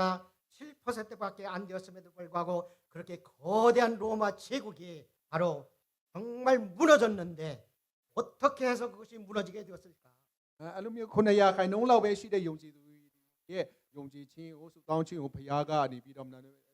အဲ့လောက်ကြီးမားတဲ့ရောမနိုင်ငံကြောင်းလဲပြလိုက်နိုင်တဲ့အရာကဘယ်မှာရှိလဲအကြောင်းရင်းကဘာလဲလို့ကျွန်တော်စဉ်းစားလို့တွေ့တဲ့အခါမှာ 그 당시에 기독교인들은 바로 엑셀런트 스피릿을 소유하고 있었으며 참으로 저들이 했던 것은 뭐냐면은 기도와 믿음과 용서와 사랑으로 그 모든 것들을 다 품었기 때문에 이런 일들이 이루어졌던 거예요. ဒီမှာဒီလိုမျိုးဖြစ်ဖြစ်လာရတဲ့အကြောင်းရင်းကတော့ယုံကြည်သူတိုက်က excellent spirit ပေါ့နော်အဲ့ဒီဝိညာဉ်တွေပိုင်ဆိုင်ကြတယ်သူတို့ကနေပြီးတော့မှအပြည့်အသွေးဝင်ချတောင်းပန်ကြတယ်ခွန်လွတ်ကြတယ်တယောက်နဲ့တယောက်ပြုထောင်ပေးကြတယ်ပြီးတော့မှချစ်ချင်းမေတ္တာနဲ့မေတ္တာပြပြီးတော့မှဘုရားသူအသက်ရှင်တဲ့အခါမှာဒီလိုမျိုးနမိတ်လက္ခဏာဖြစ်တယ်ဆိုတွေ့ရတယ် 여러분 미얀마의 기독교 인구가 몇 퍼센트예요? မြန်မာနိုင်ငံရဲ့ယုံကြည်သူဒီလူဦးရေဘယ်လောက်ရှိလဲသိလား 퍼센트 내지 7%라고 해요. 6ခိုင်နှုန်း900ခိုင်နှုန်းကြားလောက်ဖြစ်မယ်လို့မှန်ကြပါတယ် 그러면 여러분들이 믿고 있는 여러분들이 정말로 6% 내지 7%로 간다면 မိတ်ဆွေများအနေနဲ့600ခိုင်နှုန်း900ခိုင်နှုန်းလောက်ရှိတဲ့အထဲမှာပါတယ်ဆိုရင် 여러분들은 로마를 그렇게도 무너뜨렸던 그런 7%의 그런 크리스천보다 여러분들은 더 못하다고 생각하십니까? အဲ့လိုမျိုးပြောတဲ့အခါမှာခုနရောမနိုင်ငံနဲ့နိုင်တဲ့အခါမှာမိတ်ဆွေများအနေနဲ့ဒါကငါတို့တွေ့တော့မဖြစ်နိုင်ဘူးလို့ယုံကြည်မိလား 여러분 그렇지 않잖아요. မိတ်ဆွေများအဲ့လိုမျိုးယုံကြည်ခြင်းမရှိဘူးမလား 여러분 모두가 다 한국에 와서도 크리스천 생활을 참 잘하고 있잖아요. မိတ်ဆွေများအနေနဲ့လည်းဘယ်မှာပဲရောက်ပေါ့နော်ကိုရီးယားနိုင်ငံရောက်ပြီးတော့မှဒီလိုမျိုးယုံကြည်ချက်တက်တာကိုမိတ်ဆွေများကနေပြီးတော့မှစူးစမ်းပြီးတော့မှလုပ်တယ်မလား 그 하고 싶은 것 하지 않으면서 하나님만을 섬기는 모든 삶이 하나님께 영광 돌리고 있는 이 한국에서 생활이 아닙니까, 여러분들이? မိတ်ဆွေများအနေနဲ့ဒီမှာကိုလှုပ်ချင်တာရှောက်လှုပ်တာမဟုတ်ဘဲနဲ့ဘုရားမျက်နှာရှာပြီးတော့မှဒီလိုမျိုးဘုရားဝတ်ပုကူကိုကြတယ်မလား 여러분들도 이게 다니엘처럼 정말로 조상에 대한 모든 죄에 대하여 회개 기도가 넘쳐 흐를 것이고 그리고 나서 하나님만을 섬기는 그런 결정을 내리면서 엑셀리드 스피릿을 소유한 자가 된다면은 미얀마는 새롭게 하나님이 구원이 이루어질 줄로 믿습니다. မိတ်ဆွေရောက်စီတိုင်းမှာလည်းဒီနေ့ကဲတော့ပဲ excellent spirit တွေကိုပိုင်ဆိုင်ပြီးတော့မှဘုရားဝတ်ပြုပြီးတော့ကိုယ်ွယ်ပြီးတော့နိုင်ငံအတွက်စူတောင်းကြမယ်ဆိုရင်မြန်မာနိုင်ငံမှာလည်းပြောင်းလဲခြင်းရှိနိုင်တယ်ရောက်နိုင်တယ်ဆိုတာကျွန်တော်လုံးဝ 시간은 많이 갔는데 조금만 더 할게요. စင်းတို့အများကြီးသွားပြီဒါမဲ့နည်းနည်းယူသေးတယ် 죄송해요. အားလုံးတောင်းပန်ပါတယ် 요즘에 제가 하나님이 자꾸 꿈과 비전을 허락하시는 것 하나가 있는데 ပြီးတော့အခုတလောချိန်မှာကျွန်တော်အနေနဲ့အိမ်မက်မက်ထားတာနော်ဘုရားအတွက် 이 다니엘을 보면 다니엘서를 보면서 많은 묵상을 하게 돼요. ဒီကျမ်းစာကိုကျွန်တော်ဖတ်တဲ့အခါမှာနှလုံးသွင်းမိတယ် 그러면서 제가 미얀마에서 무엇을 해야 될까? ဒါကြောင့်ကျွန်တော်အနေနဲ့မြန်မာမှာဘာလုပ်ရင်ကောင်းမလဲ 물론 그냥 교회를 하는 것도 있고 ပြီးတော့မှအဲ့လိုမျိုးဒီတုတ်ဆောင်ခဲ့တဲ့ຢာတွေလည်းရှိပါတယ် 청년들에게 많은 그런 그 MBTI를 통하여 청년들을 만나면서 저들에게도 이 전도도 하고 있는 것도 လူင 있고 ယ်မျိုးများစွာမှာလည်း MBTI ပေါ့နော်ကျွန်တော်သိကြမယ်အဲ့ဒါဒီလည်းလုပ်ပြီးရင်းနဲ့ပေါ့နော်ကိုကြီးရင်းနဲ့ဒီထူဆောင်ခဲ့ပါတယ် 그리고 신학생들도 미얀마에서 신학생들을 보내서 공부하는 것도 있고 ပြီးတော့မှလည်းအမှကျန်းစာကျောင်းတွေမှာလည်းလူတွေကိုတော့မှအဲ့လိုထောက်ပံ့ပြီးတော့ဂုံပူဘာပေါ့စာအုပ်တင်ခိုင်းတာတွေလည်းရှိပါတယ် 필리핀에도 3명이 가서 지금 공부하고 있고 ဖိလစ်ပင်းကိုလည်း3ယောက်လောက်ပို့ပြီးတော့မှစာတင်ခိုင်းတယ် 근데 정말 하고 싶은 것들이 요즘에 이제 기도가 생겨요. ပြီးတော့မှလည်းအရန်လှုပ်ချင်တဲ့ຢာတွေဒီစုကောင်းချင်းတာပေါ်လာတယ် 여러분 이 다니엘은 바로 엘리트 중에 엘리트였던 것을 보세요. ဒီနေ့ပြီးတော့မှလူထဲတဲ့တကယ်မှထူးခြားတဲ့လူဖြစ်တယ်ဆိုတော့ကျွန်တော်ကြားတယ် 또 그 왕궁에서 살았던 사람이라고. သူကနေပြီးတော့နန်းတော်မှာဒီအမှုဆောင်ရတဲ့သူဖြစ်တယ် 왕궁 교육을 받았기 때문에 이 바벨론에 가서도 왕궁에서 교육을 받으면서 큰 인물이 되었던 것을 보세요. ကမအဲ့မှာဒီနန်းတော်မှာဒီပေးတဲ့ဉာဏ်ပညာပဲယူပြီးတော့မှသူကြီးမြတ်တဲ့လူတစ်ယောက်အဖြစ်ဘုရားကြီးမြောက်တယ်ဆိုတွေ့ရတယ် 이 양권에서 하고 있는 GMC를 보면은 GMC의 어린이들이 약 450명 정도 모여요. ရန်ကုန်မှာရှိတဲ့ GMC ပေါ့နော်အမှတနင်္ဂနွေနေ့ကလေးကျောင်းကိုကြည့်မယ်ဆိုရင်400အယောက်450လောက်ကလေးတွေ 물론 여러분들이 기도하고 있는 패스터 통념랑하고 같이 이렇게 사역을 하고 있지만은 ပြီးတော့မှလည်းဒီမိတ်ဆွေမြတ်စုတောင်းပြီးတဲ့တွဲနေတဲ့ဆရာတောင်းထဲမှာနဲ့လှုပ်တာဖြစ်တော့လေ 그런데 하나님이 이렇게 400명 이상을 붙여 주셨는데 ဘုရားရှင်ဒီပြအယောက်450လောက်ကိုပို့ဆောင်ပေးတယ် 이 어린이들과 학생들을 어떻게 교육을 시키고 어떤 인물로 키워야 될까? ဒီကလေးတွေကိုဘယ်လိုမျိုးပြုစုပြုထောင်ပြီးတော့မှဘယ်လိုမျိုးမွေးထုတ်ရမလဲ 정말 미얀마를 위하여 헌신할 수 있는 미얀마를 위하여 큰 하나님께 쓰임을 받을 수 있는 그런 리더들은 어떻게 우리가 양육을 해야 될까? မြန်မာနိုင်ငံမှာအရန်လိုအပ်နေတဲ့ခေါင်းဆောင်ကြီးများဖြစ်ဖို့လို့ဘယ်လိုမျိုးမွေးထုတ်ပြီးရင်ကောင်းမလဲ 그래서 이제는 엘리트 에듀케이션을 통해서 한번 처음부터 한번 10명 내지 15명 요 정도로만 시작을 하면서 큰 일꾼으로 한번 키워볼까 지금 기도하고 있습니다. အဲ့ဒါကြောင့်အခုချိန်မှာဒီအယောက်အားလုံးကိုအဲ့လိုမျိုးပြုစုပြုထောင်ဖို့ကလွယ်မှာမဟုတ်တဲ့အခါမှာအယောက်10ယောက်15ယောက်လောက်တက်ရွေးပြီးတော့မှအဲ့ဒီ elite education ဆိုပြီးတော့မှပေါ့နော်အထူးဒီဉာဏ်ပညာပြီးချင်းဆိုပြီးတော့မှခေါင်းစဉ်တက်ပြီးတော့မှအဲ့လိုမွေးထုတ်ဖို့ရန်သူတောင်းနေပါတယ် 그래서 학교도 제대로 가는 그런 그 공부 잘하는 학생들을 좀 선발을 해서 ပြီးတော့မှစာတော်တဲ့လူတချို့ရွေးပြီးတော့ 사립학교에도 보내고 ပြီးတော့မှဒီကောင်းတဲ့ ကျောင်းတွေမှာပို့ဆောင်ပို့ 그리고 ပြီးတော့ 끝나고 와서 집에 오면은 교회에서 다 붙들어 놓고 공부도 시키고 ပြီးတော့မှစာတင်တဲ့ကောင်းတဲ့နေရာမှာစာတင်ပို့ပြီးတော့မှပြန်လာတဲ့နော်ပြန်လဲပြီးတော့မှအသုံးပြုလို့ရမယ်လို့ဘုရားအတွက်အသုံးပြုလို့ရမယ်လို့ 그래서 우리 직원들도 더 프로페셔널한 직원들을 더 뽑고 싶어요. ပြီးတော့မှလည်းဒီဝန်ထမ်းအလုပ်သမားတွေလည်းပေါ့နော်ပို့ပြီးတော့မှ professional ဖြစ်တဲ့လို့ထိုးချုံတဲ့ဝန်ထမ်းတွေကိုလည်းရွေးချယ်တယ် 그래서 영어, 수학, 미얀마어, 피직스, 케미스트리, 그다음에는 코리안 랭귀지 이런 모든 것들을 포함해서 성경 공부까지도 이 참 잘 이렇게 양육 가르침으로 말미암아 이 다니엘과 같은 큰 엘리트의 그런 리더들을 만들고 있습니다. ပြီးတော့မှရှာနေနဲ့အခုချိန်မှာစုတောင်းဖြစ်တဲ့အရာတကွာပါလေဆိုတော့အဲ့လိုမျိုးသူတို့ရွေးထားပြီးတော့မှ education ဆိုပြီးတော့မှလူတွေလည်းရွေးပြီးတော့မှအမှဒီအင်္ဂလိပ်စာကစားပေါ့နော်အင်္ဂလိပ်စာရဲ့ပြီးတော့မှဒီကိုရီးယားစာတွေပြီးတော့မှဒီလိုမျိုးဒီဘာသာပေါင်းစုံပေါ့နော် Facebook ကလိုမျိုးခေါင်းဆောင်ကောင်းများဖြစ်မဲ့ရမွေးထုတ်တဲ့နေရာပေါ့နော်အဲ့လိုမျိုးအတွက်အခုဘယ်နေရာတန်းစာကိုဖတ်ရင်းနဲ့အမှန်တမ်းစုတောင်းဖြစ်တဲ့စုတောင်းခံချက်တွေဖြစ်တယ် 그래서 대학도 좀 좋은 데 들어가게 만들고 ပြီးတော့မှလည်းအဲ့ဒီလူတွေကိုလည်းကောင်းတဲ့တက္ကသိုလ်မှာပေါ့အမှကောင်းကောင်းရပြီးတော့ကောင်းတဲ့တက္ကသိုလ်သွားဖို့နိုင်ဖို့လိုကလည်းကိုနေချင်းနေ 이 대학교에 우리 패스터 켈빈의 후배들 좀 많이 만들어내고 싶어요. ပြီးတော့မှလည်းအဲ့ဒီတက္ကသိုလ်တောင်းဒီမှာပေါ့နော်ဒီဆရာရဲ့နောက်လူတွေပေါ့နော်မြောက်များစွာလို့မွေးထုတ်ပေးခြင်း 양곤대학에 들어갈 수 있도록. ရန်ကုန်တက္ကသိုလ်မှာတွားရောက်ပြီးတော့မှဉာဏ်ပညာသင်ယူစီခြင်းနဲ့ 그래서 정말 하나님이 어떻게 일하고 계시는지 이 미얀마를 위하여 어떤 리더들을 필요하고 계시는지 하나님께 쓰임받는 리더가 누구인지 이런 리더들을 키움으로 말미암아 하나님께 영광 돌리고 ပြီးတော့ဆရာအနေနဲ့ဘုရားရဲ့ဘုန်းတော်တာရွထင်ရှားဖို့အလို့ငါဒီလိုမျိုးမြန်မာအမတမလိုအပ်နေတဲ့ဉာဏ်ပညာရှင်တွေပေါ့နော်လူငယ်တွေအများကြီးမွေးထုတ်ပြီးတော့မှဘုရားဘုန်းတော်အတွက်အသက်ရှင်ခြင်း 여러분 기도해 주시면 감사하겠습니다. မိတ်ဆွေများအနေနဲ့ဆုတောင်းခြင်းဖြင့်တတိယပေးတယ်ဆိုရင်အများကြီးကြည့် 근데 여러분 이 학생들이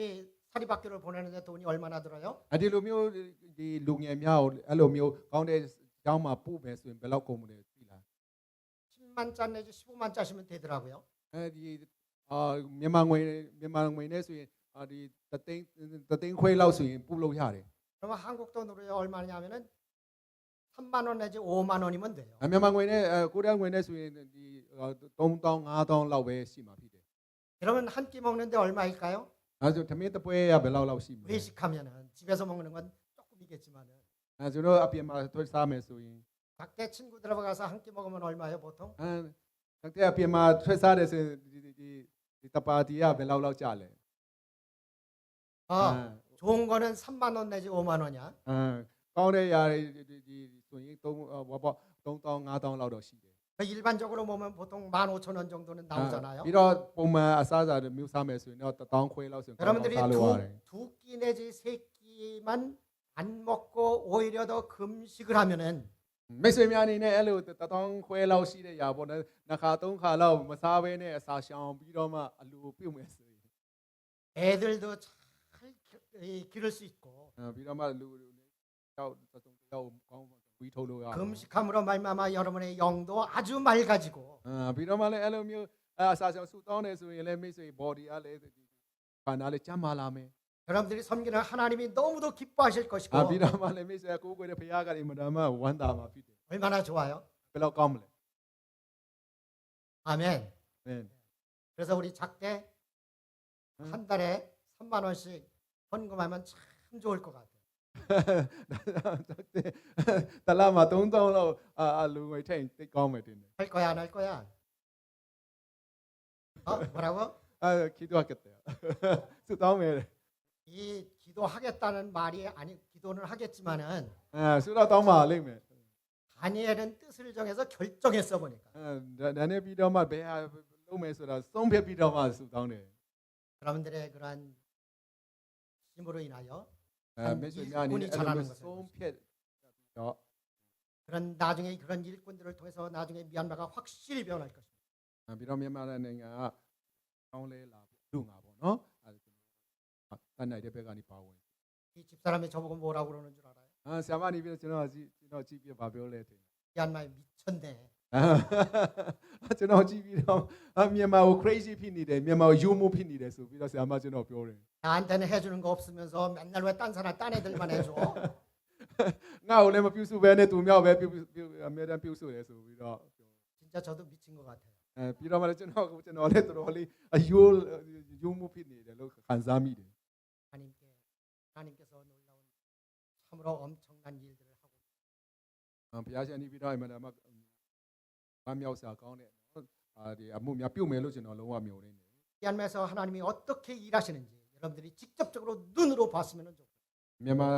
ဘုရားကဘယ်လောက်ပြုတ်တယ်ဆိုတာမြင်စေခြင်းနဲ့ 하나님을 향한 그런 모든 여러분들이 가지고 있는 엑셀런트 스피릿이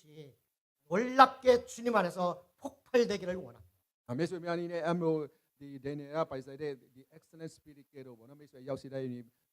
အဲ့လိုမျိုးအတက်တော့ပိုင်ဆိုင်ပြီးတော့မှဘုရားရှင်နေပြီးတော့မိတ်ဆွေရဲ့ဘုံပေါက်မြစ်ချင်းပေါက်ဖားဖို့လို့ငါဆန္ဒပြုပါတယ် 여러분의 삶은 하나님이 책임져 주실 거예요. မိတ်ဆွေရဲ့ရောက်စီတဲ့တက်တော်ဘုရားရှင်တောင်းဝင်ယူပေးမယ်လို့လုံးဝယုံကြည်တယ် 기도하겠습니다. သူတောင်းမယ် 사랑의 예수님, 참으로 우리들을 인도하여 주셔서 감사합니다. ဘုရားရှင်ဒီနေ့ချိန်ထိပို့ဆောင်ပေးတဲ့အတွက်ကြီးတော့ချီးမွမ်းပါတယ် MCC를 사랑해 주시니 감사합니다. MCC ကိုချစ်ပေးတဲ့အတွက်ကြီးကိုတင်တယ်